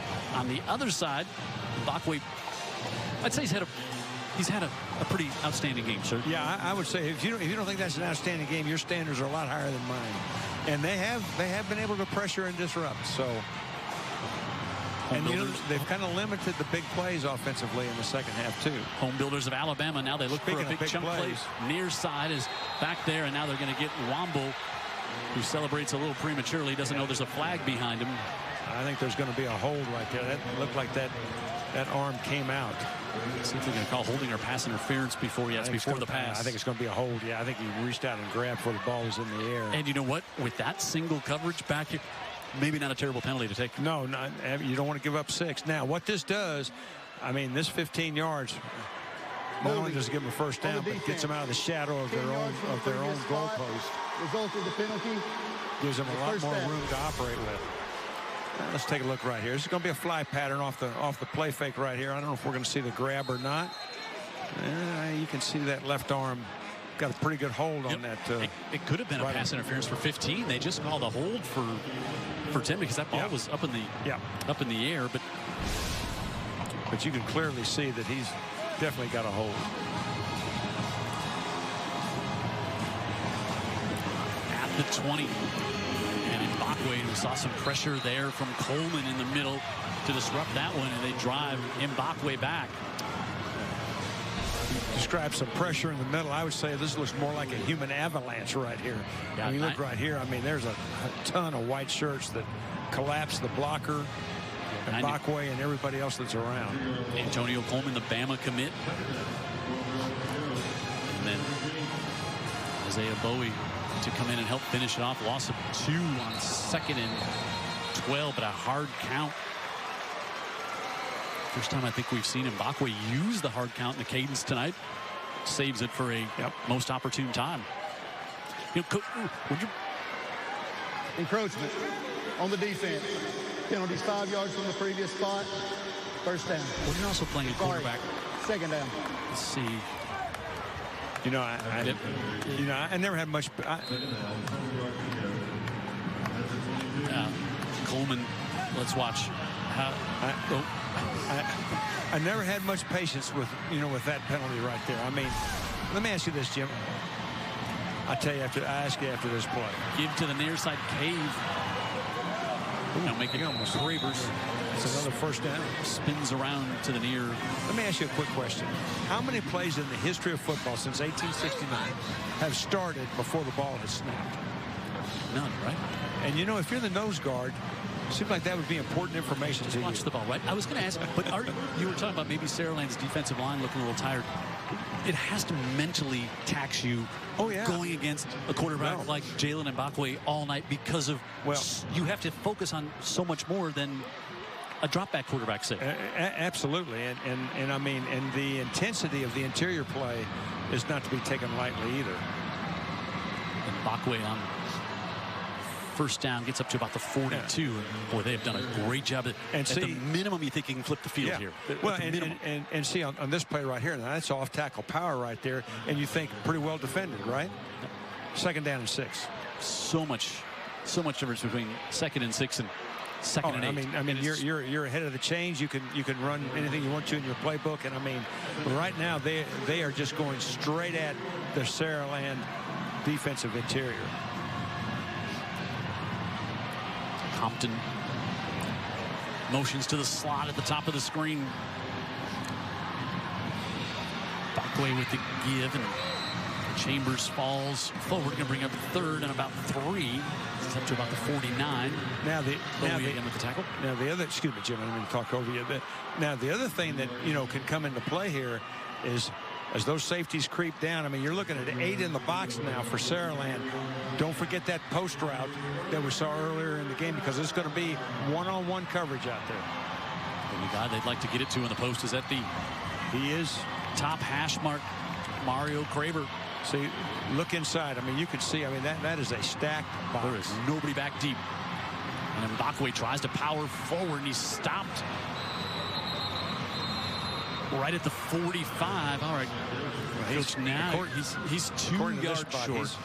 Let's say he's a yard. He's a yard. You can see 1, 2, 3, 4, 5, 6, 7, 8, 9, 10.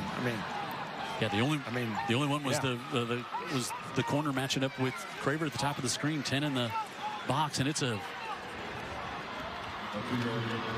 That's about as many as you get in the box, Jim. There's only one more you can put in there. So just a little more, about a yard and a half. This is a huge play in the game. With 5.5 to go, 4th down. Clay-Chalkville, now they'll come under center. And who moved? Somebody moved. Both teams accusing the other of being guilty. Big penalty right here. I think it's going to go against Saraland. I think so too, if you look at the body language. Encroachment on the defense. Big penalty. 5 yards from the previous spot. Resulted the penalty. 1st down. So they were in the shotgun, then they came up and like they were going to do the.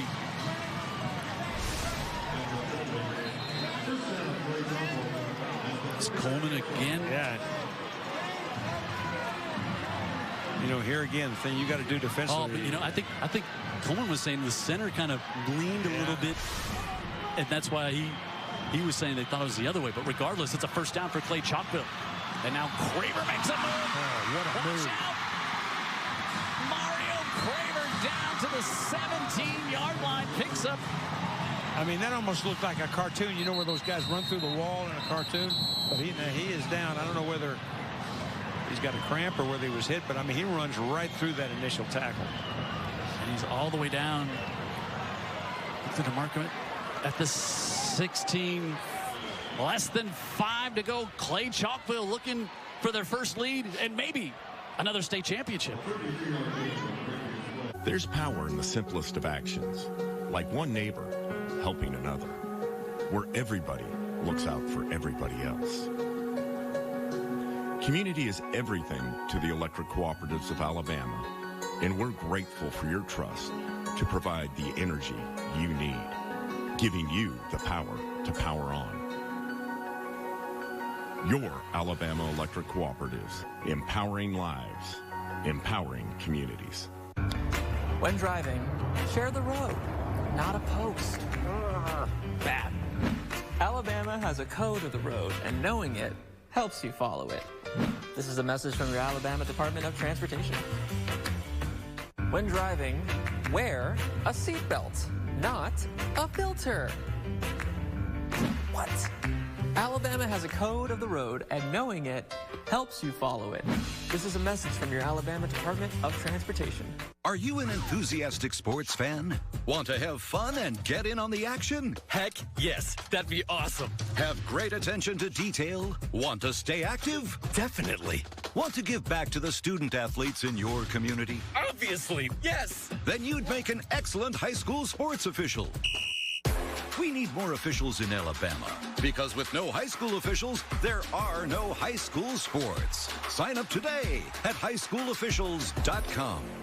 Play hard, play to win.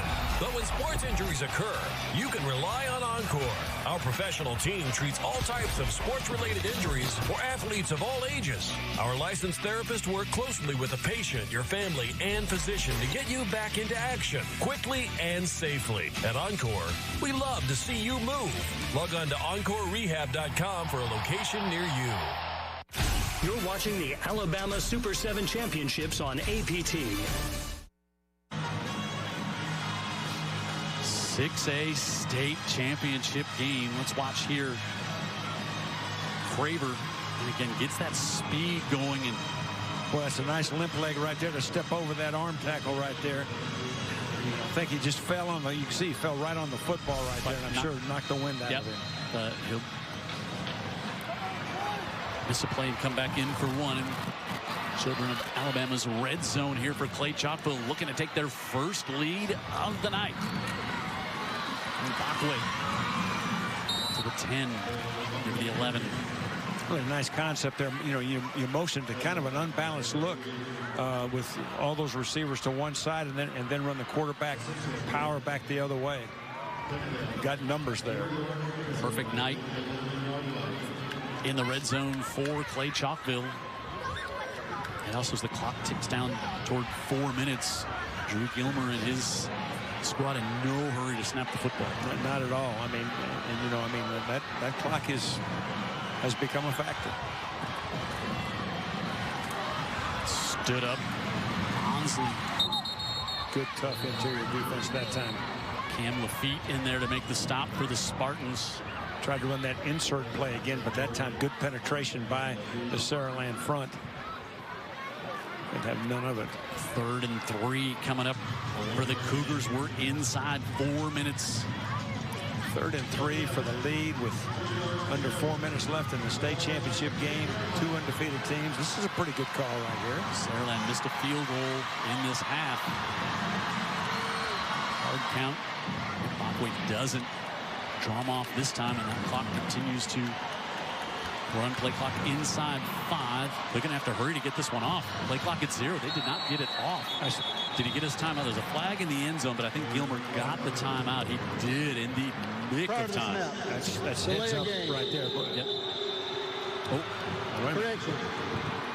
Timeout. Timeout. Clay-Chalkville.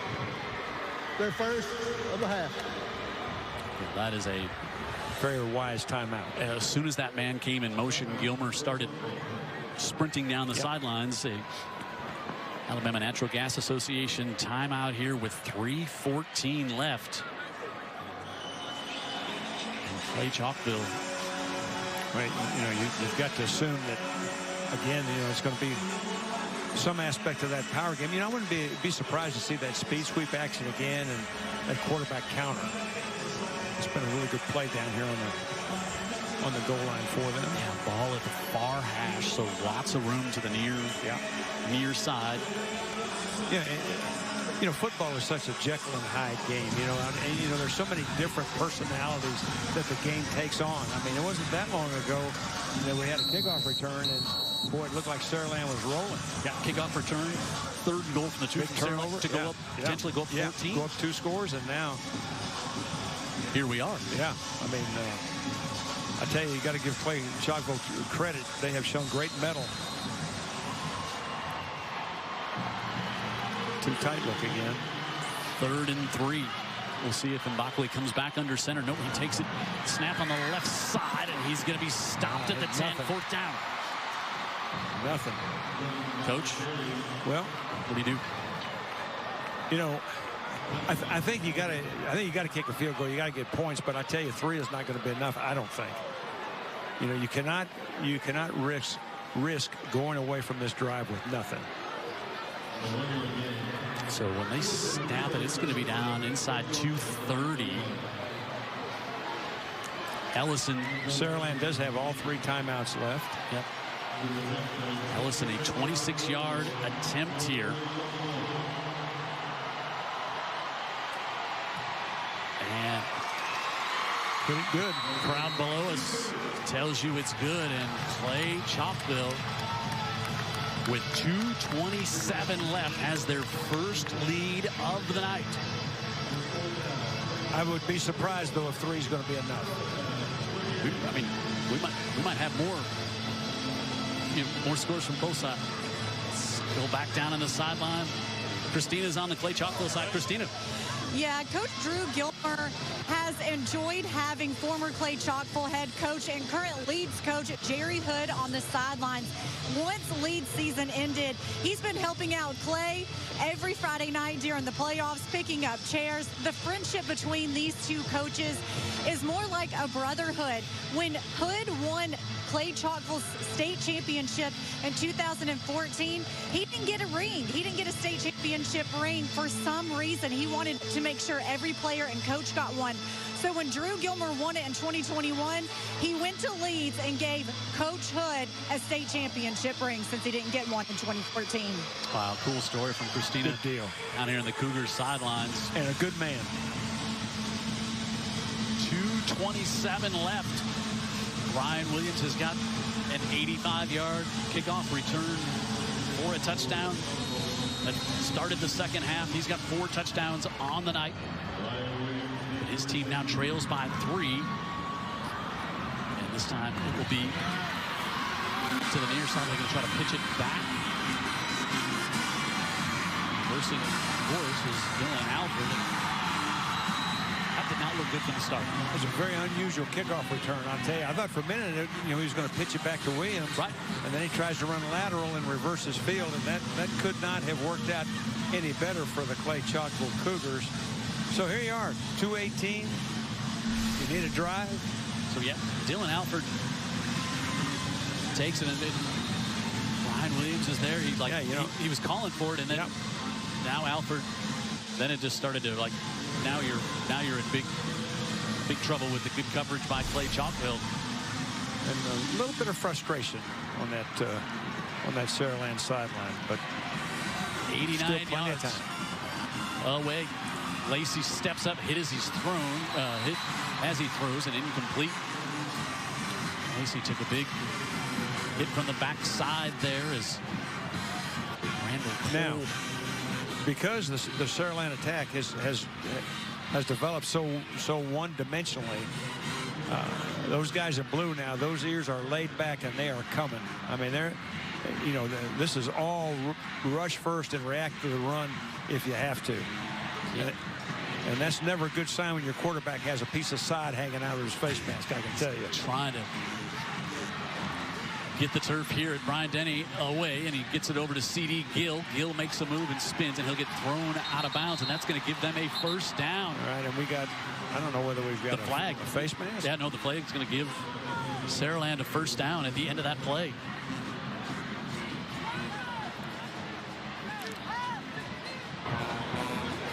Personal foul. Face mask. Big penalty. On the defense. Penalties 15 yards from the end of the run. Result of the penalty. First down. That is a huge, huge penalty. Let's take a look at it. Just, a little quick outcut right here. Hemmed up pretty well. But he definitely has a mask. Yep, that's it. And Carlos Ivy knew it. Pushes the ball all the way up to the 30 for the Spartans. Loops it to the near side. Trying to break free Jordan Dees and lunges to get back to the line of scrimmage, but also stayed in bounds. So no gain on first down as we're inside 2 minutes to go. And the thing that has happened, with this attack at this point right here, is that they've been able to negate Williams. He has not been a factor here for a little while. Taking a lot of time here on this play. We're already down to 1.5 minutes to go. Williams up at the top of the screen. Lacey now, they just rushed 3. Lacey looks middle of the field, fires it off, and Ryan Williams has got it. He turns on the speed. Williams trying to get to the edge, still on his feet. A first down to the 46-yard line, picks up 16. It'll stop the clock with 1:18 to go. Yeah, that time he was the wide receiver to the top of the screen. They're going to clear out everything underneath, and he's going to work to the middle. And you can see there is nobody in the middle of the field. There was some confusion at the snap of that play as well. You saw one of the Clay-Chalkville players was not where their Saraland line was turned around. It was confusing. Regardless, Lacey underneath, able to get it off C.D. Gill. He's got a Saraland first down, and he's out of bounds at the 37 with a minute. Make it 59 seconds to go here. A little bit different concept than the route before, but again, cleared out one side and ran a little kind of a deep shallow. Hit him on the run, and Saraland is knocking on the door. These two teams are the last two 6A state champions. 2021, it was Clay-Chalkville. Last year, Saraland. 1st and 10 from the 35. Lacey fires it out and incomplete. That last pass for KJ Lacey has now put him in the record books for the most passing in a 6A Super 7 game, 384 yards. Well, congratulations to that young man. It's a great performance. Now, I've noticed that Mbakwe and Craver are both in the Cougar secondary right now. First time we have seen Mbakwe come out there, and he's matched up to the bottom of the screen going against Dylan Alford. Now, what that enables them to do is to double cover Williams on the other side. Lacey, middle of the field. It's just over C.D. Gill, and it'll bring up 3rd and 10. Could not get his hands on top of the ball to pull it in. Lacey was trying to go over 400 on that one, and this ball is just a little bit high and behind. That high ball, you've got to get those hands on top of the ball. Just couldn't do it. Brings up this big 3rd down. Yeah, Saraland calls a timeout here on 3rd and 10, and probably thinking with 48 seconds left is a Alabama Natural Gas Association timeout. Maybe it's Jeff Kelly also saying, hey, if we come up short on this 1st down, this is what we can do on 4th down. Like to try to get you 2 plays here in the... Kind of got to do that, Well, of course, they do have 2 timeouts left, so, I mean, they could use that if they need to. It's interesting that Craver and Mbakwe are both in the secondary right now. And again, what that allows them to do is to double cover Williams to the top of the screen and play one-on-one the other side. But I did see Mbakwe limping just a little bit a couple plays before. He looks to be okay, but we had not. That certainly could be an issue. We had not seen Craver out there in the secondary either, with so much speed. I mean, just there's 2 guys on the field that can run with Williams, and they wear number 4 and number 9 for Clay-Chalkville, and there's probably 1 guy in Saraland that can run with those 2, and it's number 1, right? That's it. Well, now we've got Williams at the bottom of the screen. He's matched up on Mbakwe now. 3rd and 10, and now Lacey going to take off for the first time tonight, and KJ Lacey, the Texas commit, steps out of the 15. 1st down, Spartans. Really nice call right there. I think that was a predetermined quarterback draw. Everybody in coverage, everybody bailing out to stop that pass. Offensive line does a nice job of funneling everybody to the outside. Take a look at it. Those are wide rushers, and Lacey pulls it down. The best pass rush that you can get is to have a guy on the outside edge of the guard and a guy on the outside edge of the tackle, but very vulnerable to the quarterback draw right there. And that's exactly what Saraland came with. A great call. Spartans in the Children's of Alabama red zone. Lacey looks, pressure coming from the backside, back in the end zone, incomplete. Good coverage back there, and Jordan Dees offered to help up the photographer. That I'm not real sure the photographer knew exactly where he was right there. Or had a lot of excitement to get up from his seat down there. It didn't appear either. 2nd and 10 with 36 seconds left. Again, Tucker Singleton missed his first field goal of the season here in the 2nd half. It was a 35-yarder. And if you look now, Williams is the number 3 receiver to the field. They come out to the near side. Jordan Dees, and he gets upended at the 11. Good work there by Rod Ivey, and Saraland will take a timeout here with 3rd down. And that's coming up. Leave him with 1. Well, 25 seconds left. Saraland. It's their 2nd charge timeout of the half.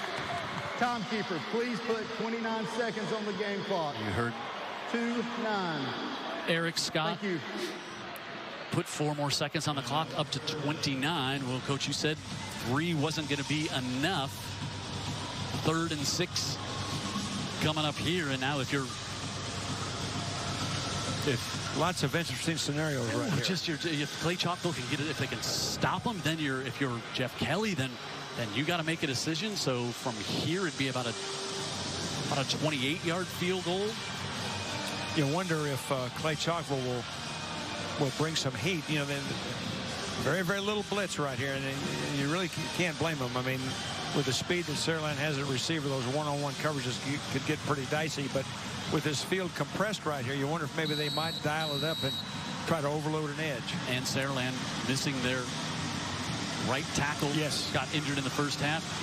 Dalen Martin, they do have Chestang is back in there in center after that hit to the lower abdomen. Right from the 11. 3rd and 6. Lacey looks, fires it off. Ryan Williams.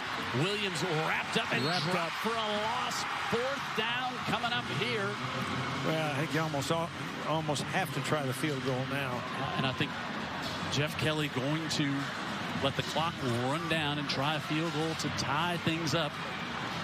He'll take his last time out if you happen to be wondering. Yeah, you know, this is going to be a pretty severe angle now. Yep. I mean that, you know, that ball is on the 10-yard line. It's going to be right on the hash. That's going to be a tough angle. It is their 3rd and final. So Singleton 6 of 7 on the year. On the game clock. 5 seconds. Clay-Chalkville has not been in a playoff game since the 3rd round of the playoffs in 2021, the year they won the 6A championship when they beat Gardendale 50-44. Saraland was in an overtime game week 1 against Lipscomb Academy, a game they won by a point. And you know, you said it as we were talking before the broadcast. They scheduled that game to prepare them for games just like this. Yep. And here they are. Just this 6A game, like it is delivered and then some. I tell you, it's been a classic. This will go down as one of the best football games in the history of Alabama high school football.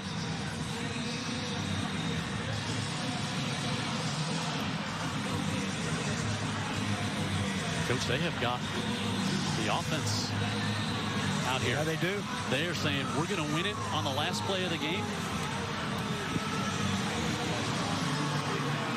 We're gonna win it on the last play of the game, or this will be it. This is it. KJ Lacey, who is gonna win the 6A state championship. Lacey stopped and fumbled at the 2. It's a 1st down, but it won't matter because time has expired, and Clay-Chalkville came back, won the 6A state championship. Well, what an ending. I tell you, they came back with a quarterback draw again. Great job by Clay-Chalkville, gathering themselves in the middle, breaking up on it. Man, what a football game. And, of course, the highest of mountains and the lowest of valleys. Elation for Clay-Chalkville as they celebrate their 2nd state championship in the past 3 years. They were ranked number 2 all year, unbeaten.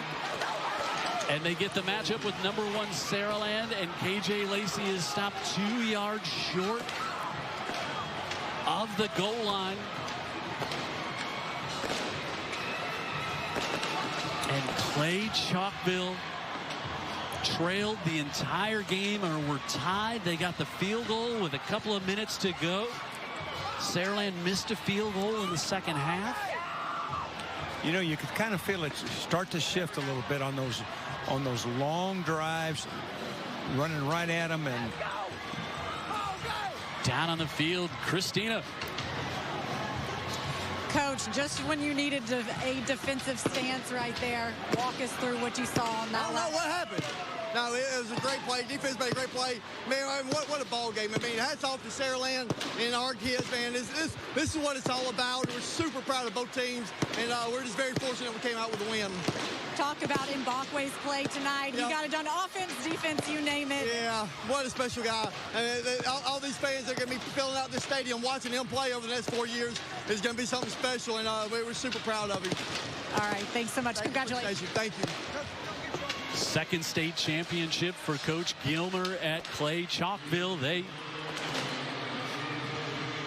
add now their 4th in school history. Let's watch again here. Saraland says we're not playing for overtime. We're going to win it on the last play, or we're going to lose it. Lacey, quarterback draw. Wanted to dive, but the huge hit from the Auburn commit, DJ Barber, preserves the victory because when he took off, it looked for a moment, Coach, like he was going to get in. Yeah, it really did, but you can see that Clay does a good job of setting up that blue wall right there. They reacted back to it. It almost looked like they looked for the play, and a big hit right there, and just enough.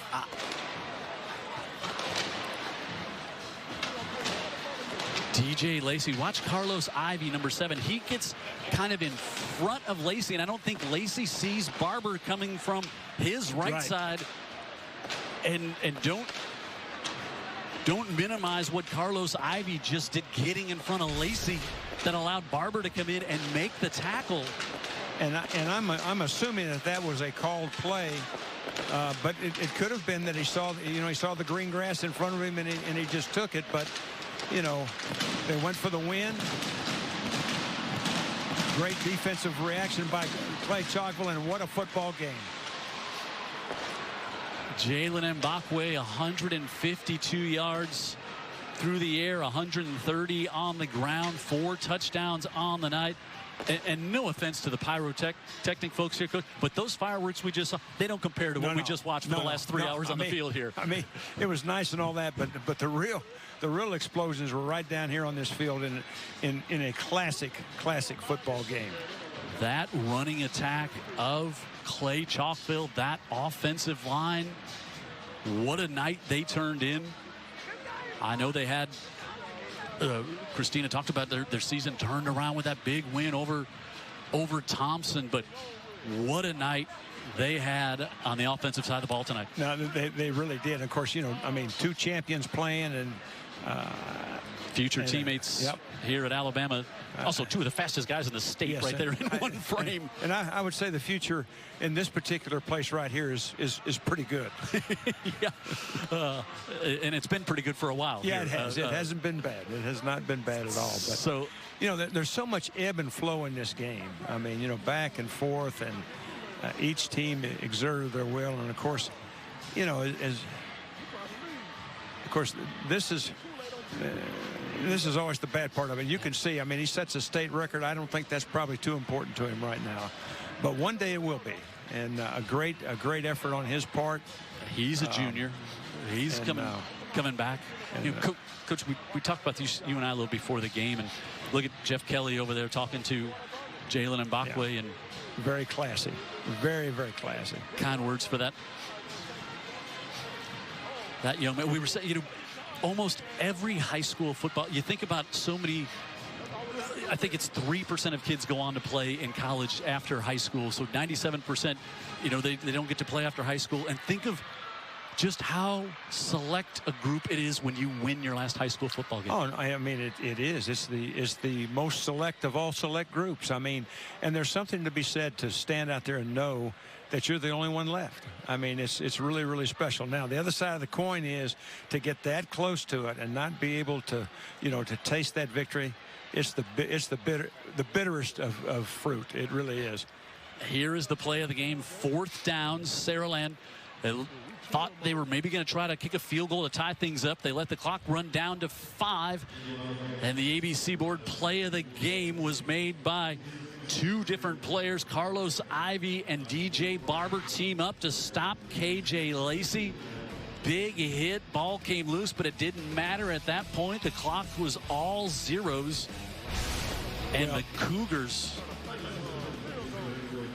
well, the reaction by DJ Barber was classic. Boy, I mean, he reacted, knocked that thing loose. Sent it down to the field for the celebration and the trophy presentations. And members of the Central Board of Control, from District 2, Jeff Torrance, and from District 8, Ali Sutherland. Also assisting with tonight's championship awards presentation is Mike Morrison from Coca-Cola. Yes, praise. The AHSAA would like to congratulate both head coaches, their teams and staff on an amazing 2023 season. and for making it to this year's Super 7 championship game. To commemorate this incredible accomplishment, each head coach will receive an official Wilson Championship football. Presenting this year's championship footballs is Brandon Dean, Director of the Alabama High School Athletic Directors and Coaches Association. First, from Saraland High School, head coach Jeff Kelly.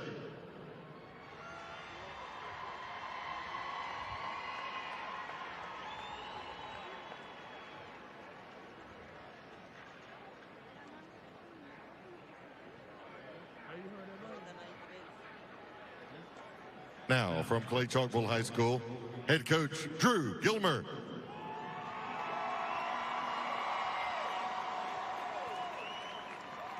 That's crazy, man. That dude tripped me out, boy. You looking down here, bro? Join us in congratulating both coaches for an incredible season.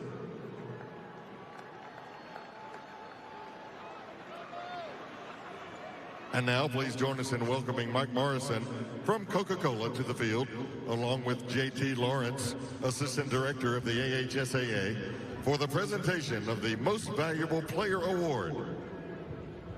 The 2023 Most Valuable Player for the Class 6A State Championship game is number 9, Jalen Mbakwe from Clay-Chalkville High School. Yeah. Ball way. I knew that. That dude, that was.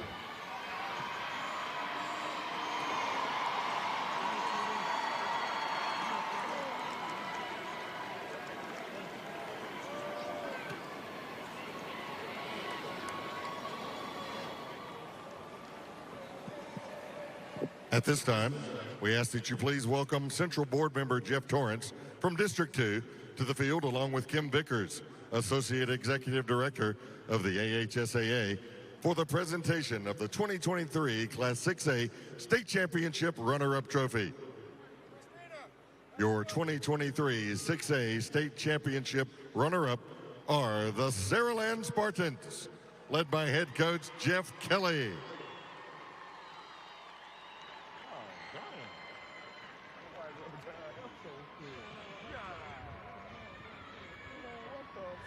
Now, for the moment you've all been waiting for, please give a warm welcome to Executive Director of the AHSAA, Alvin Briggs, and Central Board Member Holly Sutherland from District 8 for the presentation of the 2023 6A State Championship Trophy. Ladies and gentlemen, your 2023 6A State Champions are the Clay-Chalkville Cougars, led by head coach Drew Gilmer.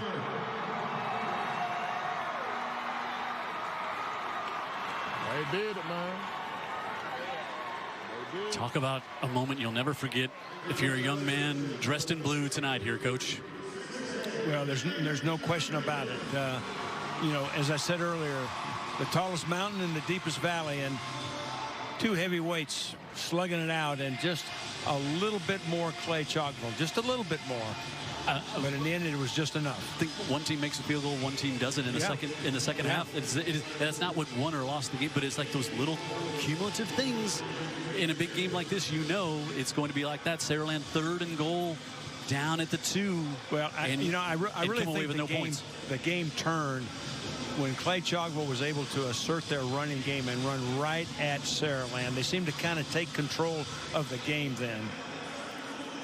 What a week it has been for the Alabama High School Athletic Association here, and we look at our champions here from the week.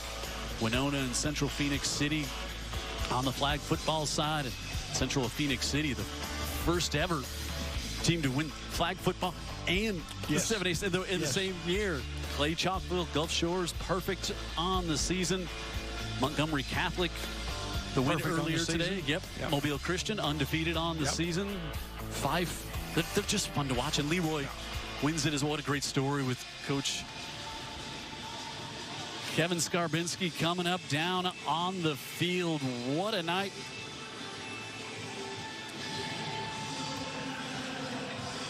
And we will send things downfield. Coach, enjoyed the heck out of tonight. Got to spend my pleasure, Jim. Such great hospitality here in Tuscaloosa. Our great crew, they've been working since Sunday here. Want to thank Doug Harrell for amazing accommodations here in Tuscaloosa as well. Clay-Chalkville, for the second time in 3 years, 6A state champions. Congrats to the Cougars.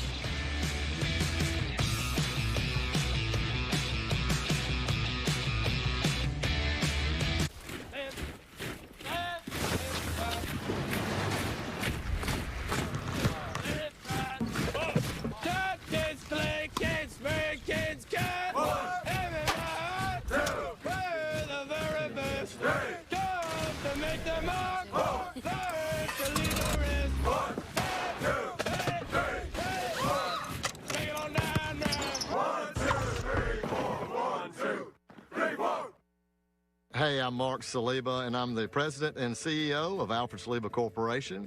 As a part of the Home Builders Association of Alabama, I guess one of the best things that it's helped me with is personal development. It's helped me to learn how to be a better builder and a better business person. But it's helped me in so many other ways in all the other roles that I have. How can you afford not to be a member of the Home Builders Association in your local area?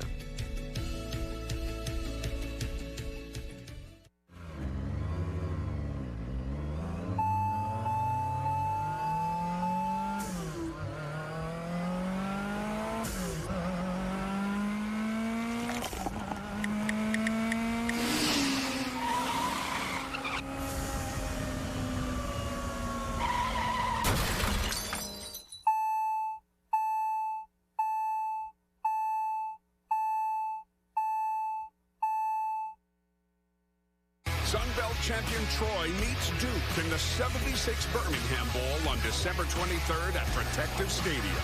Tickets are on sale now, starting at just $30. The pregame festivities kick off December 22nd at the Bud Light Fan Fest Pep Rally at Uptown with live music, team pep rallies, and everything else you need to get in the game day spirit. This season, fill your holidays with good cheer. Get tickets and more information at birminghambowl.com. Wow. Just wow. We told you the 6A championship game was the marquee game of the week. It was everything we thought it would be and more. And more. And Jack Williams, it came down to one final play.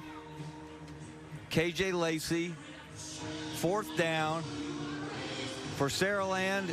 They passed on a field goal that would have tied the game. Coach Jeff Kelly went for the win. KJ Lacey went for the goal line. Clay-Chalkville stopped him in the shadow of that goal line. And in that short space, a state championship changed hands from the defending champion, Saraland, to the champion from 2 years ago, Clay-Chalkville. I've got chills, Jack Williams, with what we just saw. It's not just Jordan-Hare Stadium where strange things happen at the end of games. What a night. What an unbelievable night.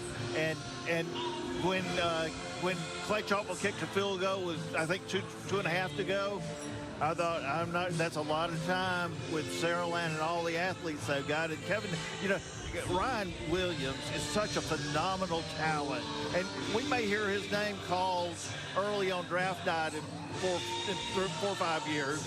But they showed they had other athletes that they could throw the ball to that could make plays on that last drive.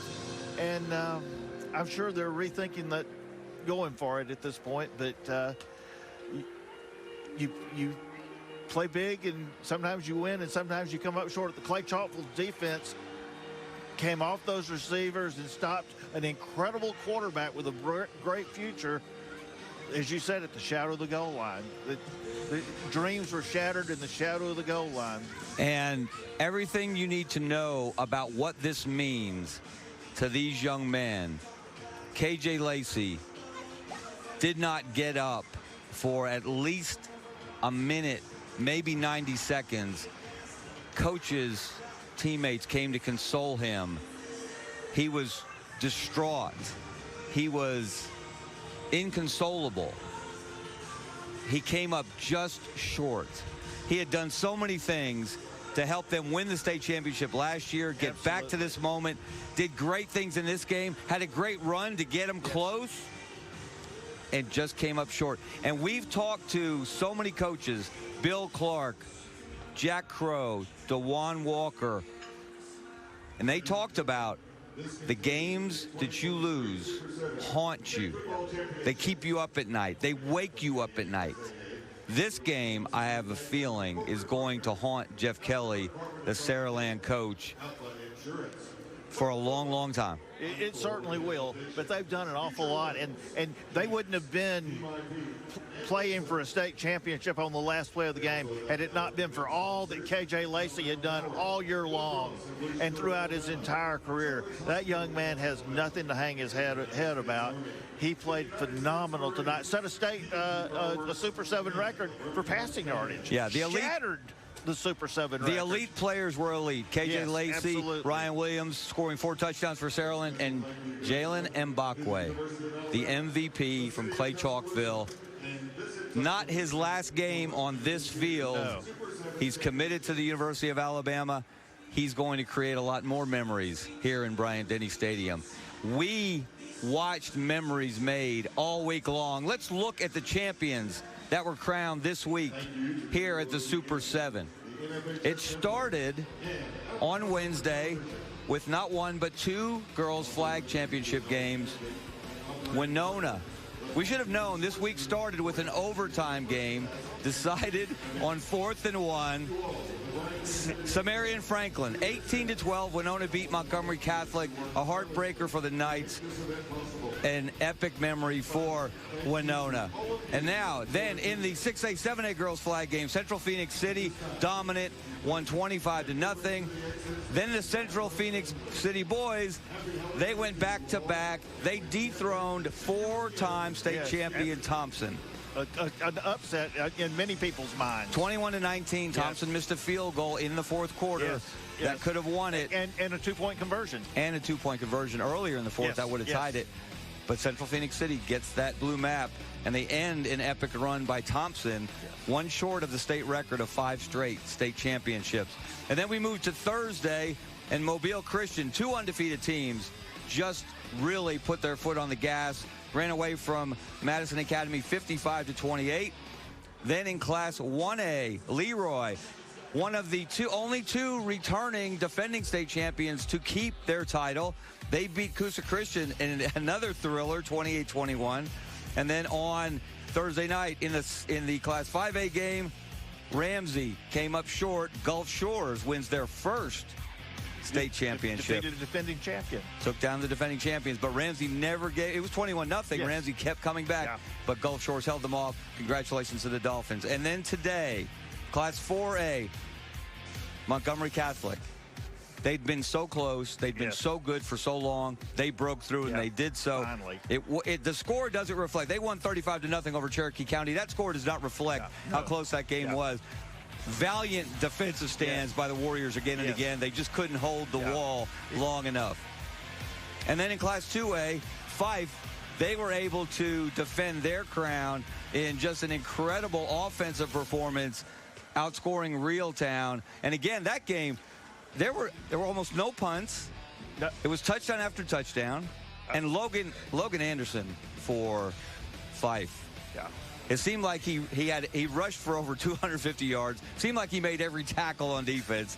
And if that wasn't enough, and again, how about shout out to the fans from Reeltown and from Fife. They were electric here. And then that just electricity continued with this finale with Clay-Chalkville taking down Saraland. It came down to the last play. Had 5 defending champions come in, and 3 were defeated. So, I mean, it just speaks to the level of competition in this state. It's no wonder folks from around the country are coming to see what's going on here at Bryant-Denny Stadium this week, because there is, as the New Jersey director said to me, this is football heaven. And if you're a football fan, this was the place to be this week. And we mentioned all the great job the crew did. We didn't mention earlier, I failed to mention our sideline reporters, Christina Chambers and Susan Carruthers. They did a fabulous job all week. And thanks to everybody that played a part in this, our production staff. It was just a tremendous week. Well, we're going to wrap it up from here in Bryant-Denny Stadium. For Jack Williams and Alabama Public Television, for Vince Early and the Alabama High School Athletic Association TV network, the outstanding job they did, for every state champion here, and for me, your host, Kevin Skarbinski, thank you for watching. We got to watch memories be made that will last a lifetime. Thank you for watching and coming along for the ride with us. Let's relive some of those memories as we say goodnight from Bryant-Denny Stadium.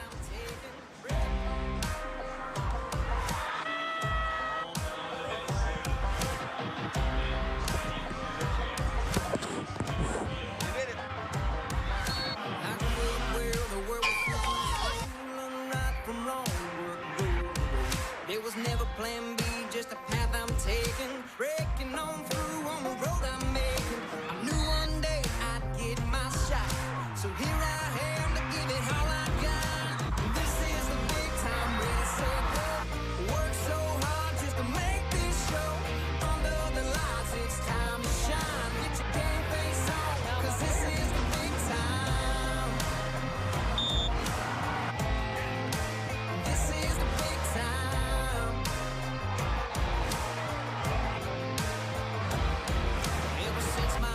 First hit these streets, had to scratch a claw, made me heartbeat, they were real low. Had to put in the time just to get it right. Now it's time to make my stand. Gonna show the whole world just who I am. This is the big time, ready, set, go. Work so hard just to make this show. Under the lights, it's time to shine. Get your game face on, 'cause this is the big time.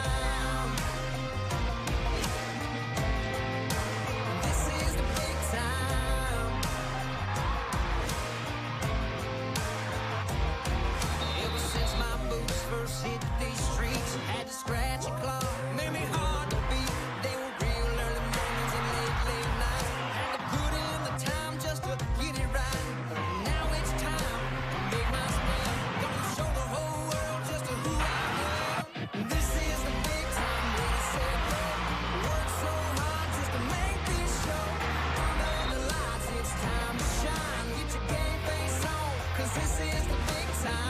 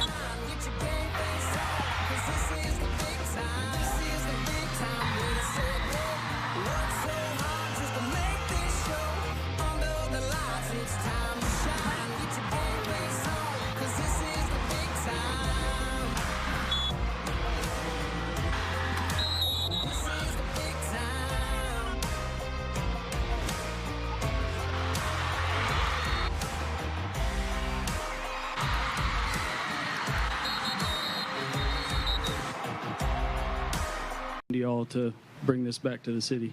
It means a lot because we feel like we let them down last year with that first round exit, and we just been working ever since February to just give back to our community and just tell them, let them know that we got their back and as much as they got ours.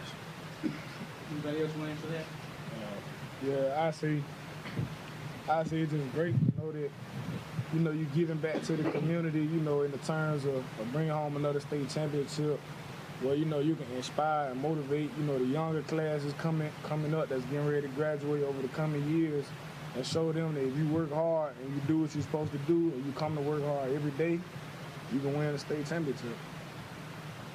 Last question right here. Okay, when you saw them line up to go for it on fourth there at the end, DJ and Coach Gilmer, what was kind of your thought? Were you kind of licking your chops, or what was the kind of the thought process there?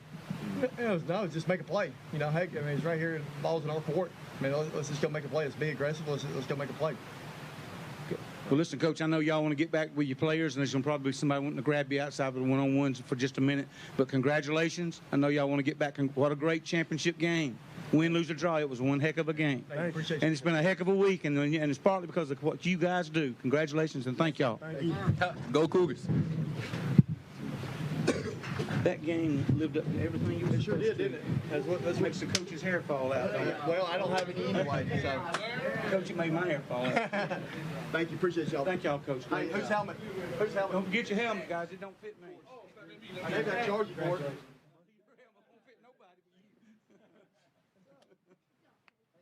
Hey, guys, if y'all do any one-on-one, try to let them get out of here back to their room because they're going to have to get out